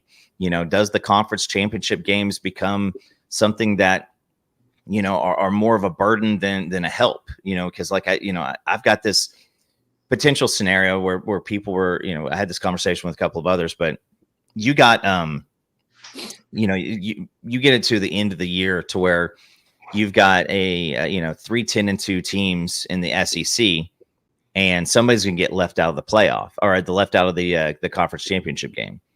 Is that a bad thing? Because the loser of that game has to turn around and play the next week against another top tier team again after playing in the SEC championship game. So like, what if Oklahoma doesn't make the SEC championship game? Do they, as a fan base, are you like, well, now we get to, we'll probably, a 10-2 Oklahoma team goes to the playoff. And so maybe you get a week off to, rest up and health up and then go play, maybe the second Big 12 team, or maybe play the Big 12 champ. So like those types of things are going to come into it. Is are you okay with losing games for the sake of development and then, just health of the program throughout the whole season? Yeah. I agree. Go ahead. Big Yeah. man. I'm not worried about Oklahoma in the new playoff format. I think everything will work it out, especially if we go 10-2, 9-3, that schedule will be good to go. If we don't play in the SEC championship, we get a bye week. That's how I look at it. It's like a de facto bye week going into the playoffs. Thank you. Appreciate it. I look at get a home game too. yeah. I look at the group of 5 automatic bid. You know what I mean? The best. I heard Teddy and Gabe talking about it the other day, and I kind of agree with them. Like, if you're just gonna just don't even have them in there. If it's just like a participation trophy, here you go, group of 5. We want you to be included. Go play the number 1 seed or the number 3 seed or whoever. I don't know. Why even have them there? Just bring in another one of the top teams if that's how you want to do it. You never know. New Mexico State might be one of those teams that are going up and getting that first round against a high seed. So do they? And at what point do they just like, yeah, I made thanks but no thanks. We're just gonna go play our bowl game. You know what I mean? I don't know. They have to be whoever that group of 5 team is gonna have. Liberty is a good one from last year. SMU. I don't know. They're gonna have to be competitive before I think it gets taken with another top 12 team, whether it's Big 10, SEC, or Big 12. I don't know. That's my biggest worry about it. Like, what are you gonna do with those group of 5s?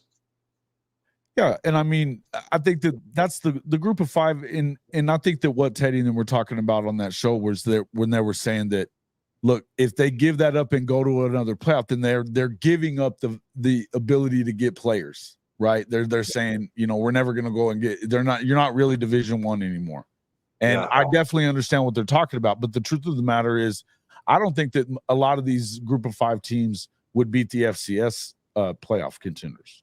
They just wouldn't, because they're not getting the guys already, is what I would tell you. You know, you're going to get a couple of guys here and there that can transfer and do all that kind of stuff.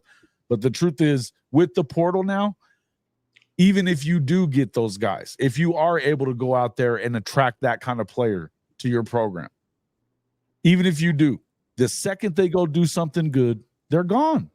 Boom, springboard. Yeah, it's a springboard job. So to me, you have to find a way to do it. Now, when it comes to the as far as it goes with the SEC and the Big Ten, I think that the Big Ten, they look, I do think that they still have enough of a soft schedule for these guys, and they were smart because they made USC doesn't play Ohio State or Oregon this year. They're trying to get them into the playoff. Same with Iowa. Look, if Iowa's defense or his offense is good at all this year, which they're going to an entire new system, and it's a question. But look, if they can just score a little bit and that defense is good, they're going to go up against some teams that aren't going to be able to beat them. They play Ohio State, and aside from that, Nebraska is probably the best team they play. Do you trust Nebraska yet? I think they might be a year behind. I think they might be a year away, because you can't expect Dylan Raiola to go out there and be the dude.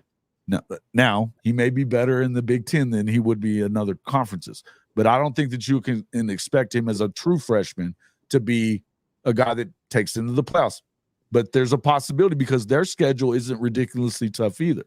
Yeah. They certainly set it up for those guys at Ohio State, pretty cupcake. You know, they go across and play Oregon. Penn State gets them as well, but that's pretty much their 2 toughest games, other than obviously the Michigan game at the end. What else you got? You know, they're not playing any tough out of conference. Chances are they're at worst, I think this is doubtful. At worst, they're 10-2. They're probably going 11-1, 12-0. With that roster, 11-1, 12-0. So they're smart. I think that you're going to get 7 between those 2 teams. It's going to change between those 2 conferences. But I think you might get the 4 out of the Big Ten if they go by record alone and stuff like that, because they set it up like that. It's just going to be a gauntlet to run through for these SEC teams. It just is. Now, of course, you have to expect that. That's expecting that, you know, Ole Miss is going to do what they're supposed to do, which, you know, we haven't seen that yet. Right? We haven't seen that yet. And that's one of the other things that's on the storylines is, what can these guys do with obviously Oklahoma and Texas entering the SEC. That just made it tougher for everybody, right? But then what are you going to do with I had it here soon. We'll get to all this stuff, but yeah, it should be not here bust. Portal heavy programs, are they going to win big for once? And we haven't seen that happen, is why I'm asking. And that includes Ohio State, but it also would include somebody like Ole Miss. When it's majority of your team is mercenaries, you know, it's tough to expect it. But there's a lot of, I mean, we're obviously going after a lot of these, you know. I'll just go ahead and pop them all up there, you know, and let you guys comment on what you want to comment on. I know you got to get out of here. Go ahead. No, yeah. So, I mean, the big storylines. Listen, guys, I understand Alabama's talent level is there, but I'm not as sold that this is going to be. Alabama can go 10-2, and we're all good. I think that everybody would look at it and go, "Man, that's not the same team," because coaching matters. It really does. And I continue to bring out that Michael Penix Jr. and, you know, the wide receiver crew that he had at Washington is what made that team. They had a decent defense that, you know, helped them along. But, I mean, Kalen DeBoer is not walking into that Alabama skill set room with those exact, you know, with that same situation. Do they have potential? Yeah, they got potential. But Alabama hasn't had a wide receiver, like a dominant wide receiver, since Jameson Williams. And he was a transfer in from Ohio State. It's, we all remember, that just massive wide receiver that receiver room that they had, starting with Jared Jeudy, but it hasn't been that here recently. And also they returned less than 500 yards. So I have trouble looking at, Jalen Milroe's, passing statistics, and him, finishing the year with, I think 2 of the last 3 games he had like in the hundreds of passing yards. And he's not going to be running the Washington offense. He's not going to be running the Alabama offense, which was a turd of a coordinator last year, just, throwing that out. But there's a lot that has to happen, that's super beneficial for Alabama on offense. That, I mean, you're putting in a brand new scheme. It's not a scheme that Jalen Milroe's ran, and it's not a scheme that Kalen DeBoer ran with Penix. And Kalen DeBoer ran that with Penix for 2 years. They also don't have, 2 top 10 receivers, right? In the NFL draft for this next year. Do they have guys that could become something big? Yes. But again, I just say that, like, when you're depending on, freshman 5-star wide receivers, any program you're in, that's a bad spot to be in. Sure. Because wide receiver, it takes some time. They definitely have some studs coming in there, but you have to expect them to come in and be All-Americans immediately. Yeah, and that's not typically the case. Right. I think Ryan Williams is one of the guys that I think is an absolute just freak of nature. He's a stud. Unbelievable. But I mean, you look at like CeeDee Lamb as a freshman. I mean, obviously CeeDee Lamb, is one of the best receivers in the NFL right now. But CeeDee Lamb as a freshman, like, he had his moments, but there was also a lot to take that pressure off of him. Alabama's top tight end, transferred to Texas, that he wasn't used a lot. So you're going to a completely different look for both Alabama and Kalen DeBoer. So how does that marriage happen? Because there's a lot of questions along that area. I mean, they gave up 44 sacks last year. So that was a lot of talent, and they've got a lot of, and they had the issues with the center. So that looks a little bit better, but there's also that push of Nick Saban. Nick Saban demanded excellence, and you were terrified of Nick Saban. That's gone. And no matter what Kalen DeBoer did last year and what he did the year before, that is gone. And so just that little bit of potential relaxing, like that concerns me. So what does Alabama look like now? We get them at the end of the season. I think that they're going to be better by that time, and we'll have a pretty good idea who they are. But to think that the Washington offense is just coming to Alabama with better talent, I think that's a fallacy. And I think that there's a lot of questions that go along with that. Yeah, I mean, there is questions, and I do think that, as I said earlier, I think their defensive coordinator is better than the one they had last year. Now, he's not better than Nick Saban, but and we know that Nick Saban kind of coordinated it. But as far as like guys where he could just like turn it to him and let him do it, he didn't have that guy last year. We know that, But from what you talk about Kane Womack, he gets it. Now, they didn't look great at A-Day. They haven't looked, and I think it's going to take time. I think it's going to take a little bit of time, and I think if you're going to get Alabama, you better get them this year. I think you better.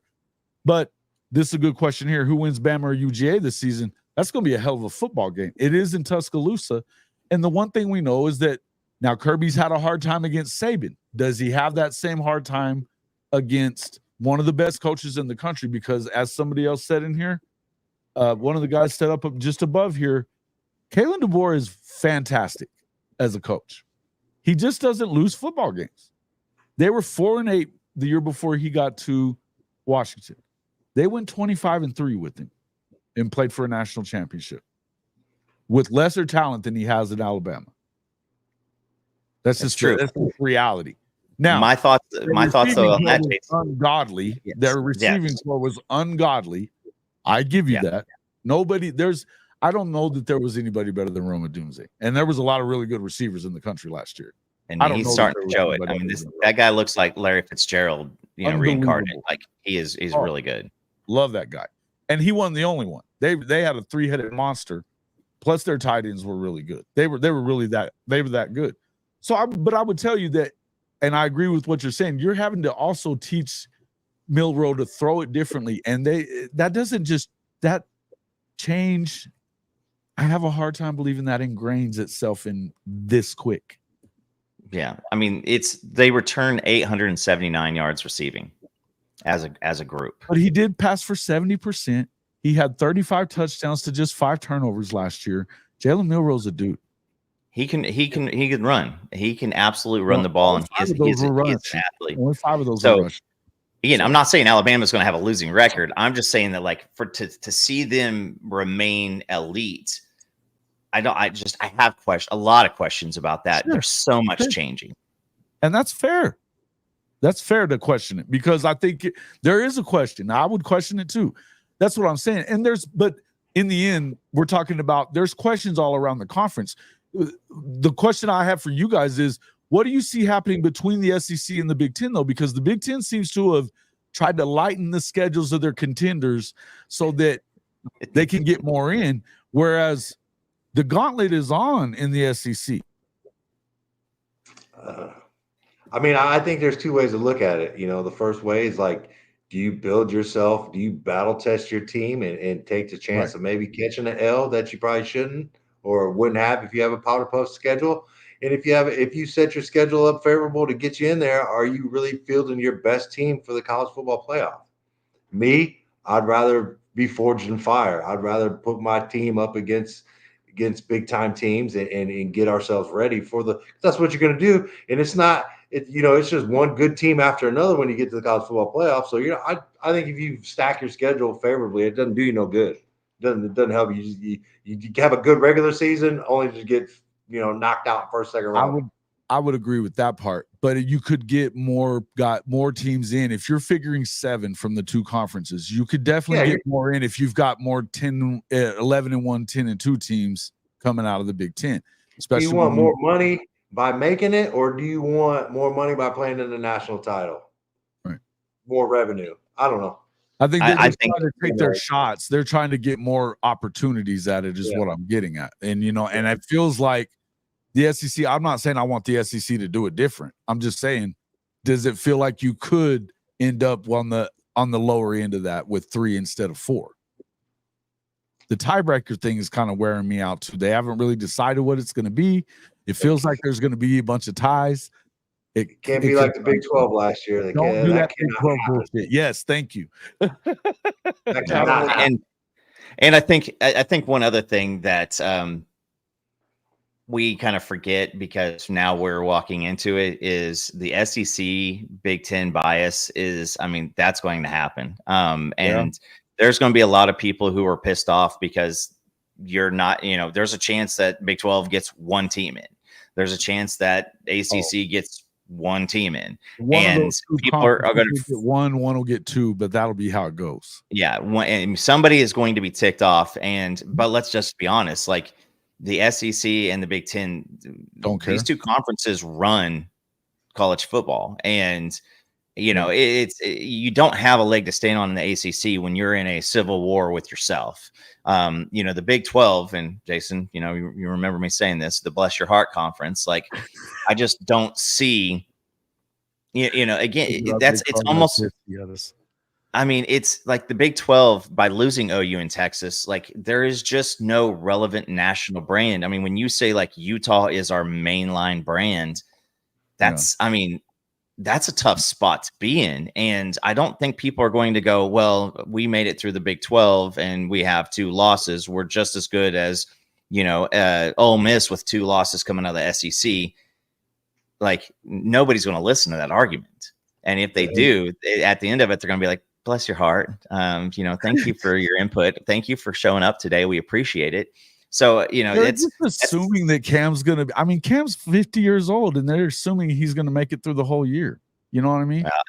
I'm just picking out a team, like, because I don't care who it is. I don't care. I think it's, if it's K-State. I think K-State is the team to beat. I don't think there's anybody really that close to them. I wonder about K-State on a couple stuff. Their schedule's a little tricky, but it's going to be a bloodbath in the Big 12, and they better hope that 2 teams can come out at the end of that with a top end. I was just going to give KU a compliment too. Spangler talking some shit. Hey, all I know is the KU's hopes rest on a dude who has trouble staying in the game, and that's that team has, I love everything that Leipold's done, and he is a great coach. But I mean, I'd hate to be dependent on Jalen Daniels at this point in his career, because I mean, listen, he showed up. If he's healthy, then it's closer than it would be, right? Yeah, if he's healthy, that's a big if. That's a big if. If he's healthy, wild. It's going to get, and I think the conference is going to get fun, to be quite honest with you. I don't know. But I do think K-State right now is far and ahead the best team, though. I do believe that. If the Big 12 wants to be competitive and maybe get into the college football, do they have to start scheduling a tougher non-con? I mean, is that something they're willing to do? Or are they just going to don't tell Mike Gundy that there, Big Mike. What's that? Don't tell Mike Gundy that there, Big Mike. Man, listen. I think he's more worried about NIL agents right now than I was going to bring that up. That whole bullshit ass. Is there any time that he hits the microphone and he doesn't sound like a jackass? Hey, I love it. I'm here for it, dude. Like I was one of the highlights of going around visiting schools when I got to talk to Mike Gundy. I don't know why, but I just he's always got some zingers and some good content out there in the press conference. I was like, man, I'm really looking at this dude like face to face right now. I thought it was pretty cool. Anyway, yeah. What? I must disagree. And again, it's not. I know how you are. It's not QB. Hey, listen, I put them as a dark horse for the playoff, and Jason, try to mute me. Oklahoma State, like, I just muted him now. I cannot have this shit. This dark horse for the playoff talk. No. That's I've got the button too. But no, it's I mean, Oklahoma State, like all the conversation, all the talk that they've ever had, like now this is your year. Like you have everything out in front of you. If you can't make it happen now, shut up and disappear. Like it's again, nobody really cares about Oklahoma State outside of a little area of Oklahoma, and but he's more entertaining. Anytime they have any kind of pressure on them, what do? And I would tell you that their schedule, they start off with Utah, K-State in the conference. But you think South Dakota State with a 29-game win streak is giving a shit about Oklahoma State? Because I don't. It may be in Stillwater. And let me sleep on Arkansas a little bit if you're Oklahoma State too. I love it. Go ahead. I think that's a loss coming. Their start, believe it or not, they have a rough conference schedule though, and I think it dies off a little bit at the end. But if you've already lost 3 or 4 games, you're in trouble. I still think if West Virginia, and I think Ricky says it too. I mean, West Virginia is going to be good too. If West Virginia gets out of that first part of their schedule, like you got something cooking. They just didn't get much help up front, but I mean, it's what is the Big 12 play like with OU and Texas gone? Like, do these new guys come in? Because this is not like TCU coming in the conference or Cincinnati coming in the conference. These are actually like legitimate football programs coming into the conference now without the top 2 moneymakers and blue bloods in the area. So these guys are going to come in and be on equal footing, unlike other times when TCU and other folks came in. Now, I'll end it on this one. Is listen, I like Colorado. They're not winning the conference. They're going to have be spoiled. They're going to have a fight for 6 and 6. What does that team look like with more losing? Because once they lose a couple of these games, that interior culture has already been pretty rough as it is, and if Shedeur gets dinged at all, then all of a sudden they're back towards zero. To say that though, you also had to say that he's one of the best quarterbacks in the country. Oh, he is, but their entire team is based off of Shador Sanders and Travis Hunter. And True. I mean, they're fighting for 6 and 6. They're gonna have to protect. They're gonna have to protect him this year. He cannot. Now, all those 56 sacks weren't because of the offensive line. He held the ball too long at times too.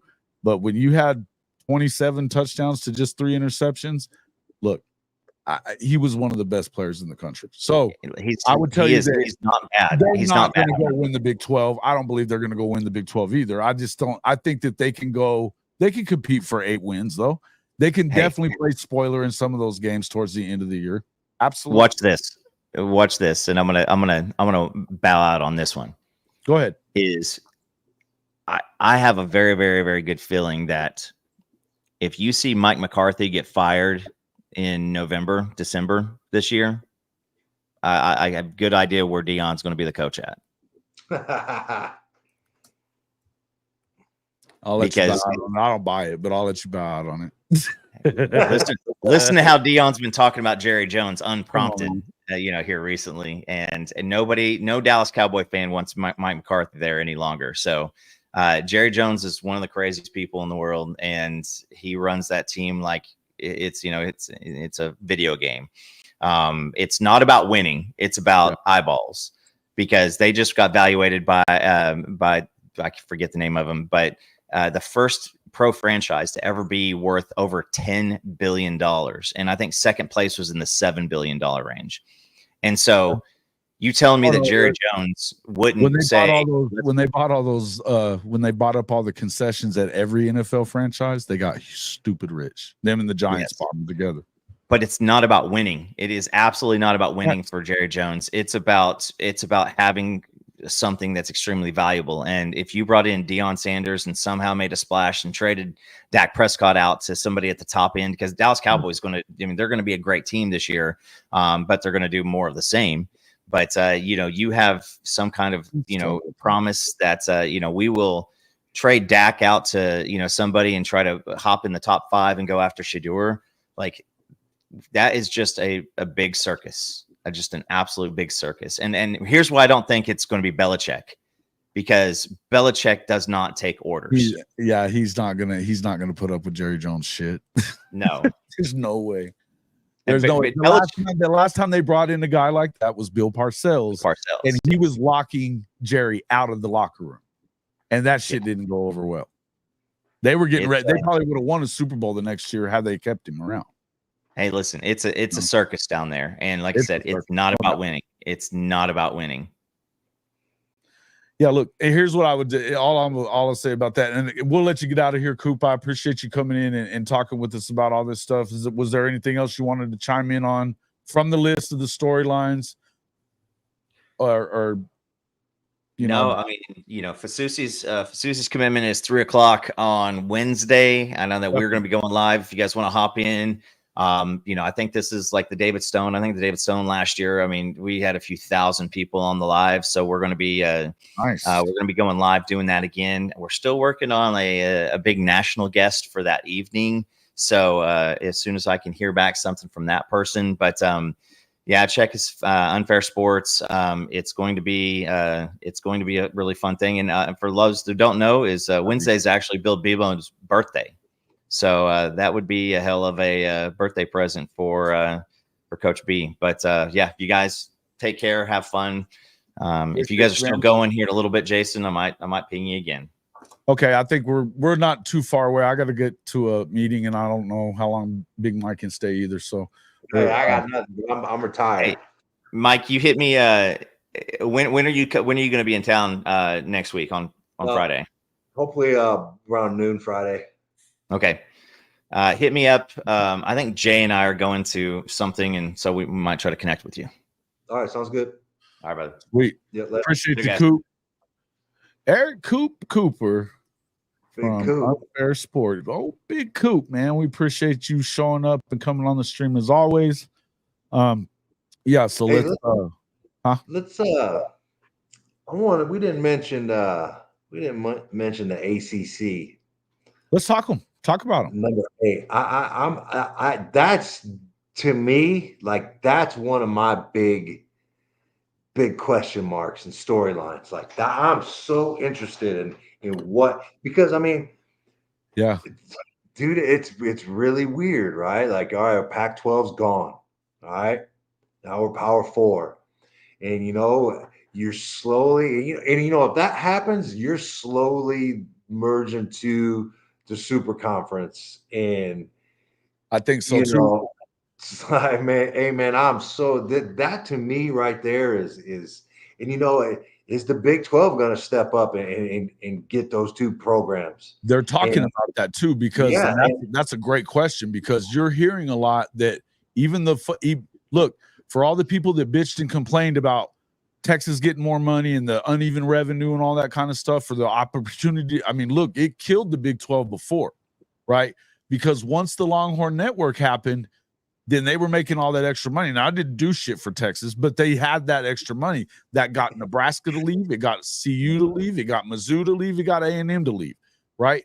So that's what really essentially killed the Big 12. And I'll tell you this, now they're talking about paying like somewhere in the neighborhood of double to get Clemson and FSU, paying them double what they're going to pay the rest of the league.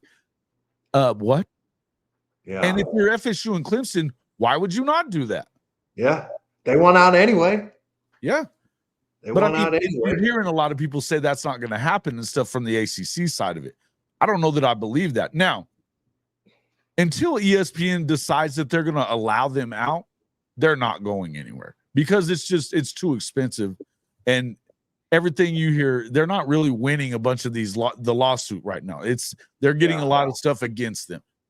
Yeah, I don't know. I feel like even if you go SEC or you go Big Ten, it's definitely a lot more competitive than possible. Well, maybe not more competitive, but you don't have to deal with Georgia, Alabama, Oklahoma, Texas, LSU to get out. Yeah. Or, the rest of it, you're going to have to go through some good teams, but not the same as the SEC. So if they're paying you similar to what you would get in the SEC, why wouldn't you do that if you're FSU and Clemson? I totally agree. And I mean, even you're looking past Clemson not looking past, but what about the other schools? What about the other ACC schools? Like, where do they go? Yeah, Spangler, I don't know that they won't agree to that. You're hearing a lot of people that are saying that they are agreeing to it, that they're ready to pull the trigger on that, because that's the only way the Big 12 lives. The only other way, you're going to go out there and get a bunch of private equity money? This is an untenable situation. Yeah. I'm not saying it's a good thing. I think it sucks, but I'm just saying. Yeah. Yeah, that was my big when I seen that pop up, I was like, that's it right there. That's the one. I mean, Oklahoma, Texas entering the SEC, like, that's a big one too. I mean, and we're two schools are going to hold their own. I mean, it's not like we're coming in and like we gotta we insert, I say we, but Oklahoma and Texas insert themselves into the SEC. And you can disagree with me what you want, but I mean, come on, man. Like, let's be real about the programs in that conference. I think they're gonna knock some schools down, and it is what it is. That's what you want to get in the SEC. You want to be the big dog. Yeah, well, and they're going to run it into this. And look, this is on all the conferences. You can blame it on whoever you want to blame it on, and it's easy to say, yeah, Texas and Oklahoma started all this stuff. Well, USC and UCLA did their thing, and the truth of it is, this is on the networks, man.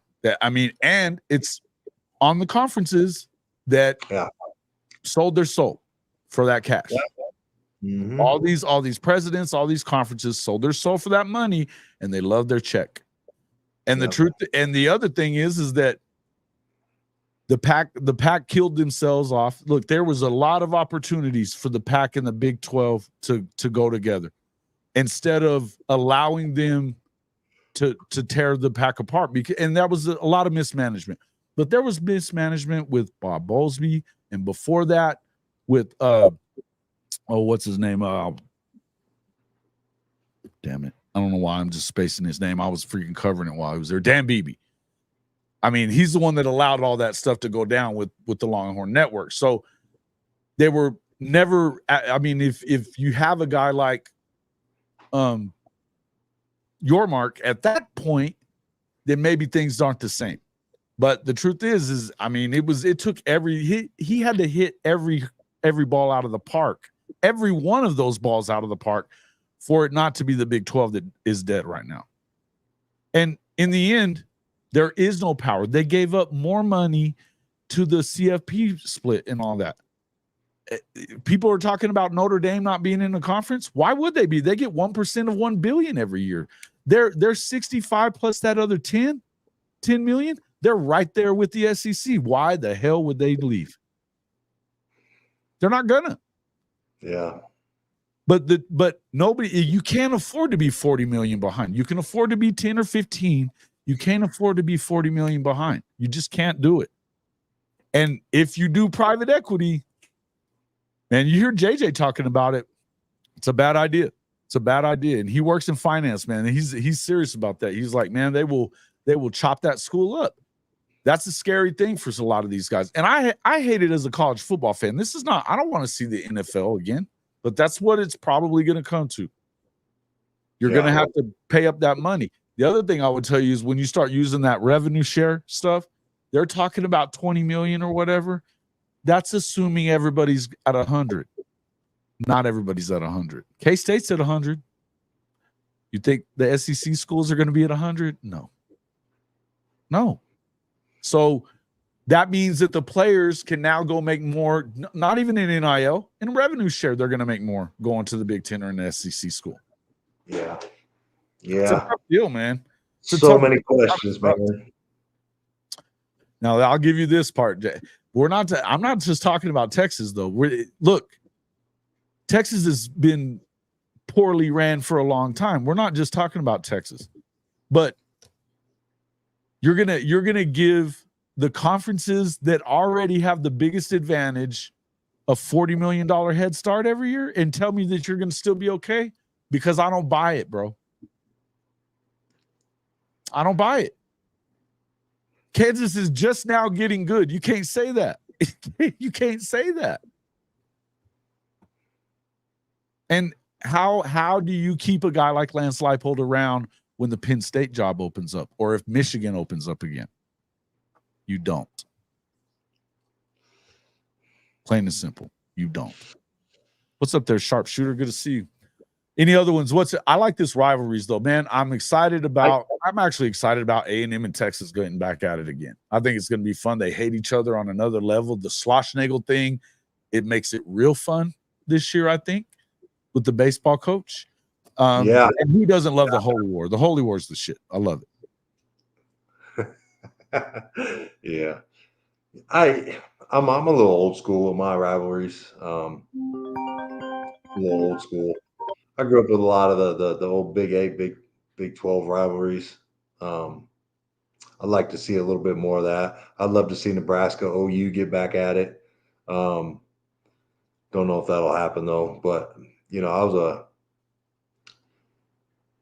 even Nebraska Colorado, I like that one. But I mean, yeah, that one's going to be fun too. They hate each other a lot. I didn't realize it was that serious, or I've kind of forgotten it was that serious. Yeah, it was real. That Friday right after Thanksgiving, man, it's going down. Michigan State is not Michigan, Spangler. Michigan State is not Michigan. Come on now. Yeah. I love rivalries. And you know what? I'm old school with my rivalries. And when I say old school, like 80s and 90s type stuff. But I'm interested to see what new rivalries can develop. I'm interested to see, maybe some schools we never even would think about being a rivalry Looks anymore. Like LSU is about to turn into one, don't you think? You think so? I do. I could see it. I mean, I wouldn't. I mean, who's LSU's big rivalry? Like who's their? I mean, it's been Alabama. It's been Alabama. It's been Alabama, but really, and Florida has always been a big rival for them. Yeah. right? Yeah. That's it. They tried to make them have one with A&M, I guess. I mean, they've been trying to contrive these things since they got there. Same thing. They tried to, I guess Arkansas and Missouri's kind of a nice rivalry, but you can't, it's got to happen organically. And the truth is, with Oklahoma and LSU, there's no love there. Yeah. There's no love there. You got beat by them in the playoff really bad. But then, of course, that was the best, probably one of the best college football teams of all time right there. I mean, definitely one of the best college football teams of all time. Then you lost to them in that game when Saban was still there in the championship game as well. So Oklahoma hates LSU. And I don't think that they really love Oklahoma either. We get a couple of good games on our hands these next 2 years. Maybe that takes the place of what they were talking about. Florida. They were saying Florida would be that third one in the 6-3. If you go to the 9 game and you protect 3 rivals. Ross Dellinger was saying that Florida was going to be the other one. That's another cool rivalry. But again, you're trying, and there's no love lost there either, you know? Yeah. So, yeah, it'd be a lot of fun, and it'd be cool to go to the Swamp every couple of years. Oh yeah, I'm really looking forward to that. My only critique with the schedulers is I need that LSU game a little earlier in the season, right? So I can get down there and get in during crawfish season. Yeah, that's like a bucket list thing for me, man. I want to show up where they got newspapers on the picnic tables and they just dump a big vat of crawfish on there and I could just go to work. That's one of my bucket list things. And I've always wanted to do that. Benji, I didn't say it was a definite. I didn't say it was that nobody knows what it is. The truth is nobody knows. I said, I think that if you're looking at it, that could develop a rivalry right there. You know, without them having to stick it together and hope that it works itself out. You know, why is Texas any better for that rivalry? And Texas is going to play Arkansas, A&M, and Oklahoma. That's how that's going to be. So LSU's not going to be yours either. Yeah. It is. Yeah. You can't force a rivalry too. Like you can't artificially like make a rivalry. You know what I mean? Like have to it's gotta be good football games and it's got to mean something. Right. Yeah, it's got to mean something. Thanks for that, Kyle. Nobody needs LSU to be a rival. I'm saying it could happen on its own, kind of, right? Could kind of happen on its own. So it's one of those things where you're just going to see whether or not it's going to work itself out or not. I mean, I look forward to it. But I think you could have one with, I think Tennessee may turn into one as well. That would be another one. You're playing them for 2 years. Who's Texas playing over these next 2 years? Maybe you end up with one with Georgia. I don't know. But you're only going to get to play them every other year for sure. Protected rival for sure. I don't know. I think that it's a good question. But I am excited about the ones that the renewed ones, because I hate it when you start seeing ones that get lost.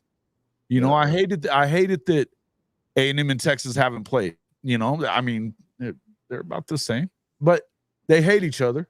And Texas definitely owns that series.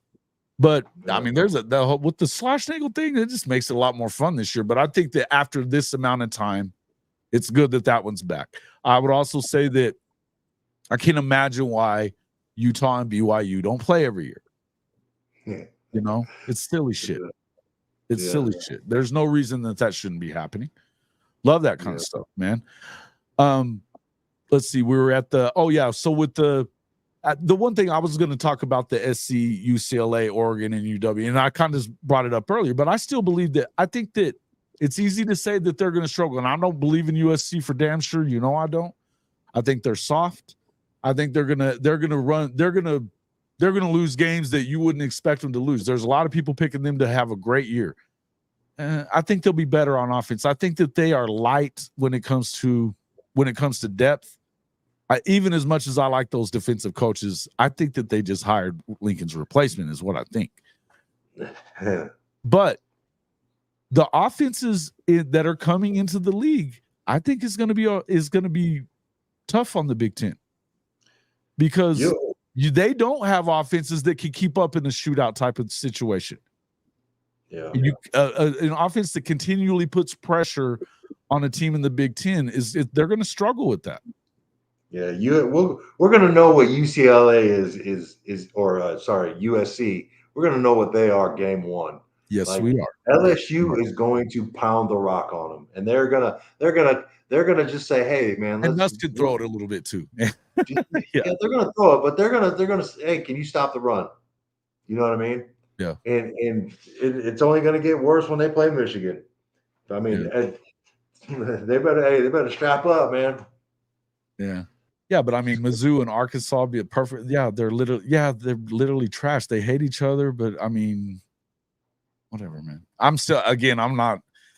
Mizzou gets no love from me, none. And you know, if you're gonna have a rivalry, man, you gotta have a good name for the rivalry. You know what I mean? What is that one called?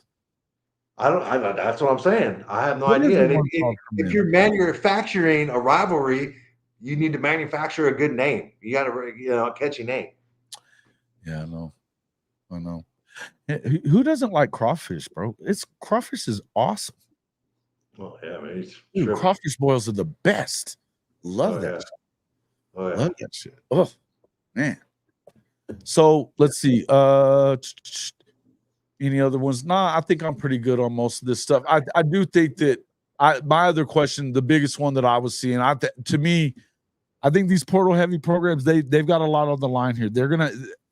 We haven't seen it happen yet. I think it's still one of those deals where your culture matters. I've said this a bunch of times that the money, I don't want to hear that Texas can't afford these guys. I think that Sark isn't recruiting very well defensively, period. I just don't think they have it right. Bo Davis leaving was not good for them because they just lost those cornerbacks now too. They're struggling on that, and it looks like Lincoln Riley to me. But these portal-heavy teams, you've got to build through building relationships first. The money, yes, you got to pay the money. We know that.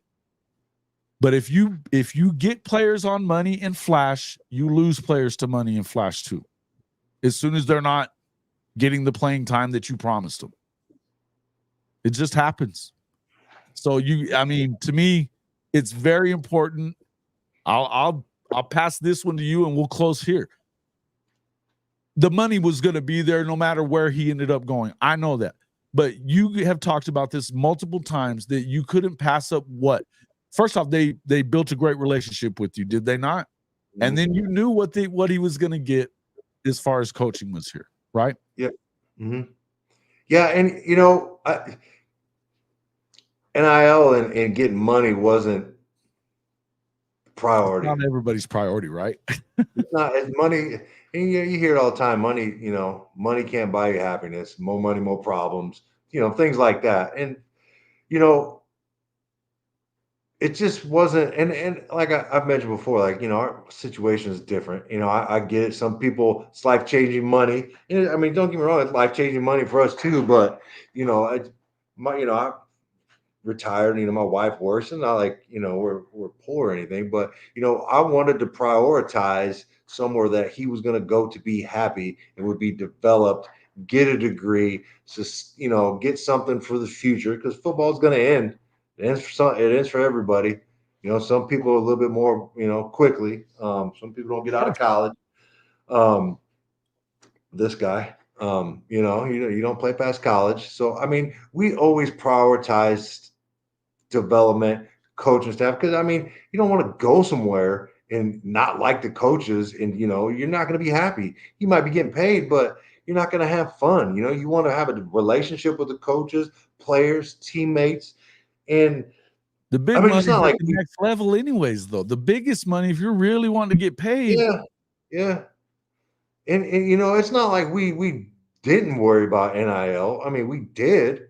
Sure. But it just wasn't. You weren't going to get lowballed or anything like that. You weren't going to take like a ton less money or whatever.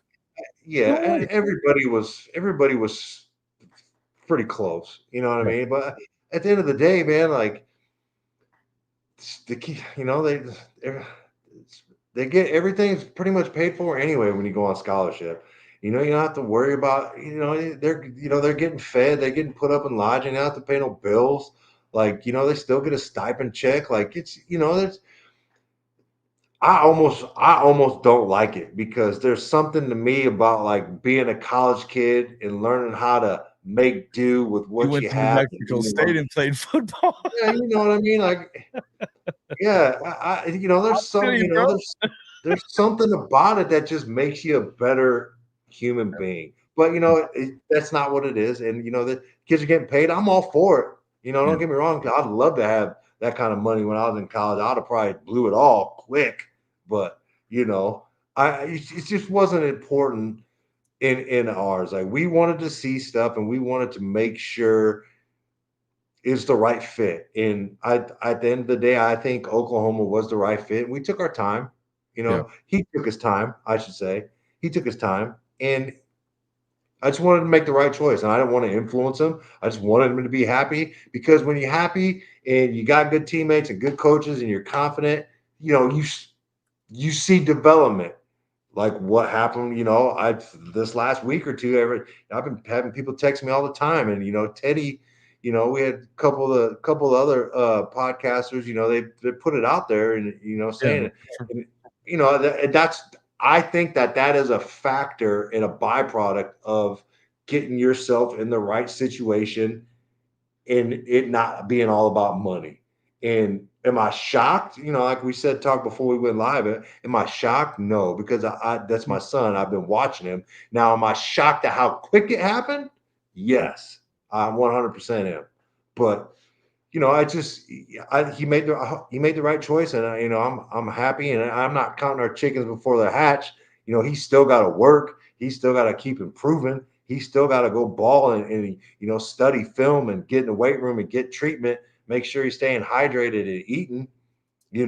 But he's got to continue working, and he just he can't let his head get too big, and he hadn't arrived yet. You know what I mean? And that's one of the things that I'm so appreciative for Billy Bowman is, he's in that locker room still, and he ain't letting it happen. He ain't letting it happen. And, I just really appreciate him for that. And, his roommate, Reggie, him and Reggie they're like-minded. And they that's one thing when I moved them in last January, I said, you guys need to take care of each other. You guys need to self-correct. When you notice one of your partners, Mike's slipping, he doesn't want to get up or something, I was like, that's your job. You got to self-correct and keep each other in line and focus on the goal and maximize your time and get to the league. There it is. Maximize your time at Oklahoma, ball out, win natties, win SEC champs, and get to the league. And it starts now. That's what I was trying to get to. I'm like, you think you have time, but you don't. Dude, the next thing you know, you're going into your junior year, and you're like, damn, what the hell? I've bullshitted for 2 years. You think you have time, but you don't. And in this day and age, if you're not doing what you're doing, what they call it, getting processed out. Hey, man, there's a lot of money and a lot of coaches' jobs on the line. Like, they ain't got time for you. They're waiting for you. They don't have time for that. They're not going to do it either. So, I always stressed it, and, Oklahoma doesn't need you. You need Oklahoma. And that's always kind of how I looked at it. I made sure I tell them that, when I see him. Look, I mean, I think that Oklahoma definitely needs players like Mike, though. There's no doubt about it. But Oklahoma was the right choice. And the point is that when you start looking at some of these other places, and it can't just be about money. And you know what? Benji, you bet they get a 5-star DT in the 26 cycle. Why would you bet that? They haven't gotten one yet. I don't know why would you believe that. I'm telling you that recruiting-wise, you guys are in trouble there. They're on the defensive side of the ball, you're in trouble. Got Colin Simmons. Good for you. But he's a freshman, and that's who you're going to depend on?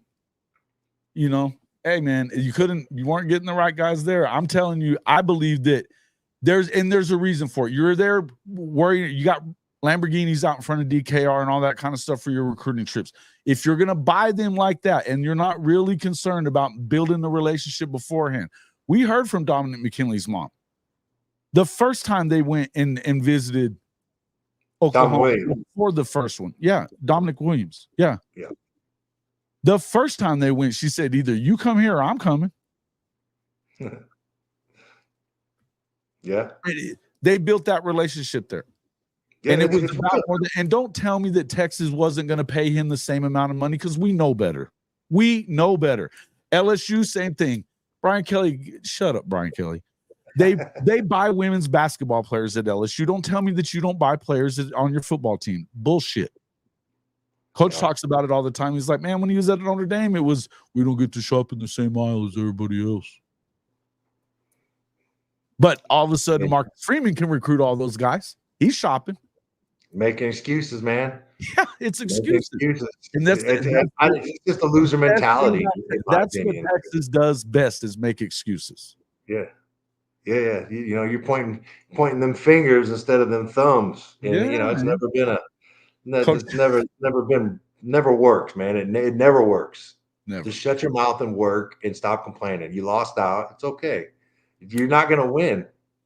You know, you're not going to win everything. You know, Oklahoma's taking its fair share of L's. I mean, it has. Yeah. But look, you don't see them have long droughts of winning where they're just, you know, that look, when they went 6 and 7, that was the first time in freaking 26, 27 years, something like that they had done that. Yeah. Since before the Stoops days. I mean, the 90s were the worst decade that they had. But in the end, look, I believe, and I'll just tell you this, I know what Oklahoma's headed to. We know what Texas has been doing since before and after Mac. We know. It's not that hard. It's not that hard. We know how it is. But I would just tell you this, that in the end, I think there's a lot of programs that the ones that you see out there doing, it's not, of course you got to pay. Of course you got to pay. But you better have something else behind it. You better have something behind it. You can't get in the trap of overpaying and follow for the hype. Like, this is just my take, and this is what I see and not what I see on Twitter and, you know, engagements or whatever. You know, I think Oklahoma does a great job of evaluating players in the portal and assigning an NIL value based on that potential and ability, and they don't get caught up in the bidding game. And I think it's financially responsible, and I think they do a good job of that. Do I know that they do that or anything like that? No, I don't. They don't talk to me about that stuff. I don't ask them about that. But that's just what I think I see, and I think it's a good job. And, you know, people may say Oklahoma's broke and they ain't got money, but they're doing fine. And I think they're doing a good job at assessing the value with that player in the portal, and, you know, and not getting into a bidding war. And I think they're doing a good job of it. And I would hesitate to criticize Oklahoma and you know, on the portal and how much they're paying players. Like, would you like to address this one real quick? Dominic McKinley's not looking good in Argos. He's a freshman. But or you talk about Dominic Williams? Yeah, I don't know. Yeah, I'm gonna tell you something right now. You're not supposed to be a starter as a freshman, really, man. I'm gonna tell you something. If he's talking about Dominic Williams, bro, you might want to go get your eyes checked, homie. Yeah, that dude is. Whew. Hey, he's thick. He is thick. And he is like a tree. He's already, I mean, nobody was handing him a starter job either. That's the other thing. They don't hand starters jobs to anyone. Oh, McKinley. Yeah. I don't know. Williams wasn't a 5-star, but he was a freshman All-American and played in the national championship game. He's probably the one guy from TCU that played worth of shit that day. What game am I most excited for? That's a good question. Yeah, that is a good question. Which one do you think?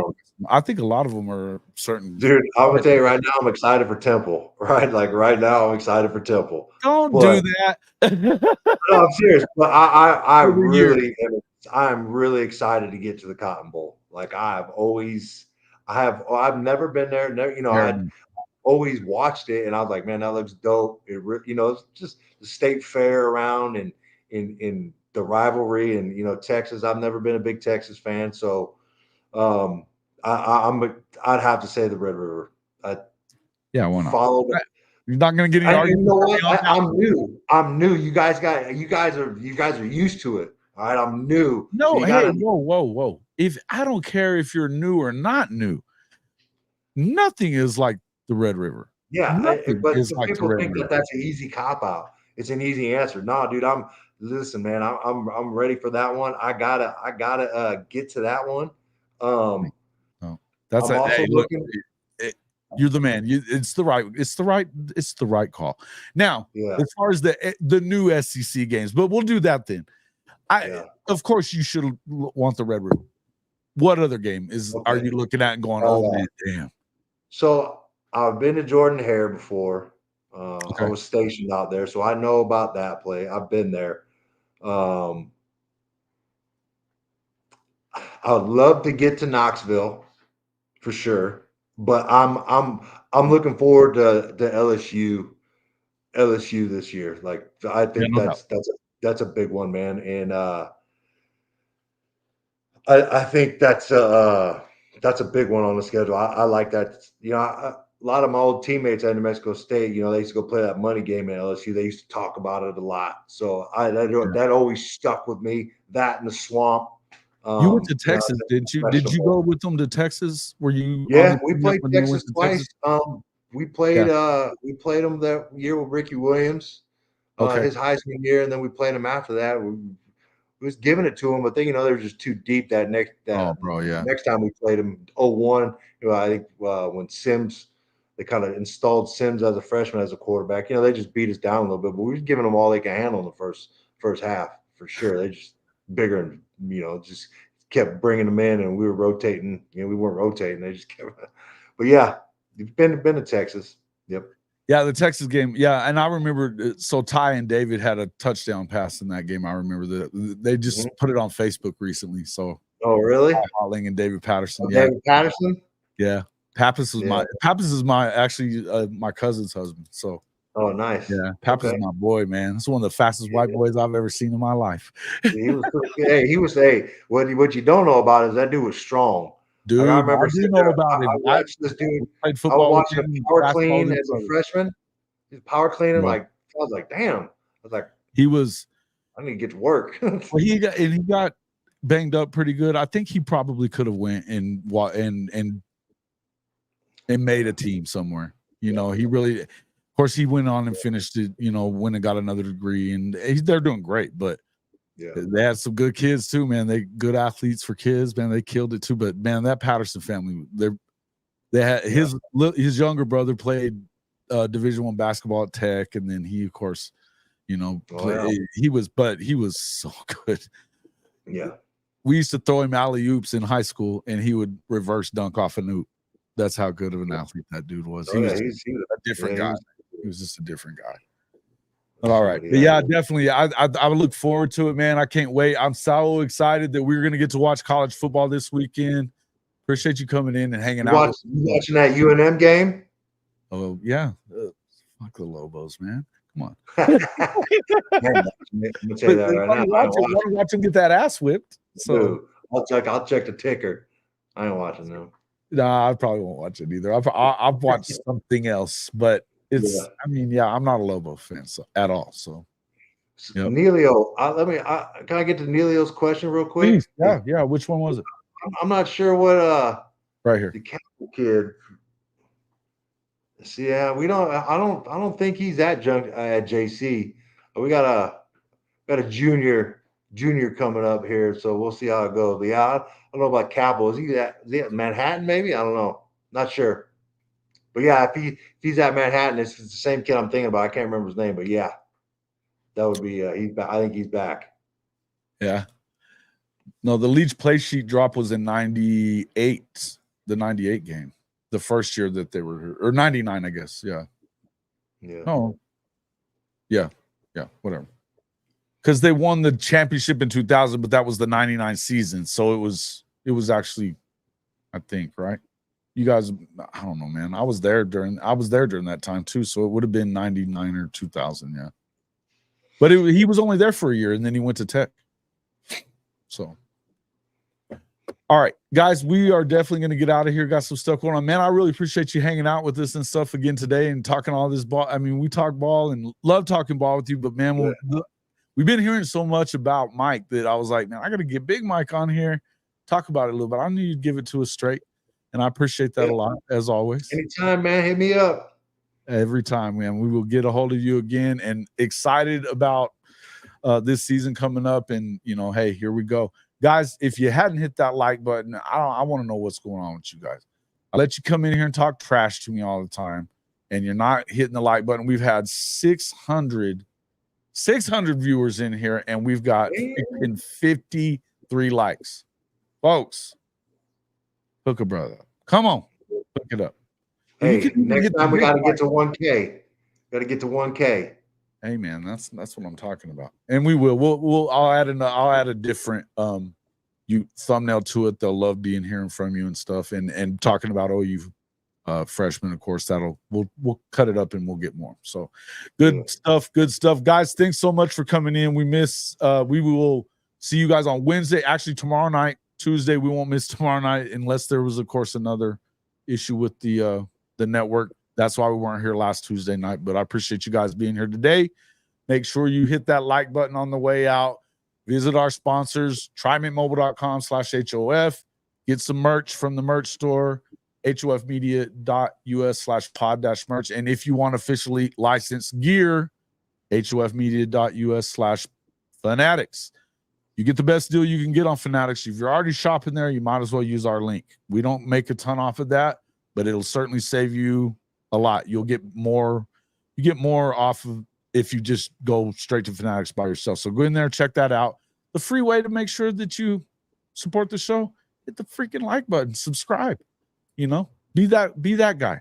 We appreciate everybody coming in. See you all on the next one.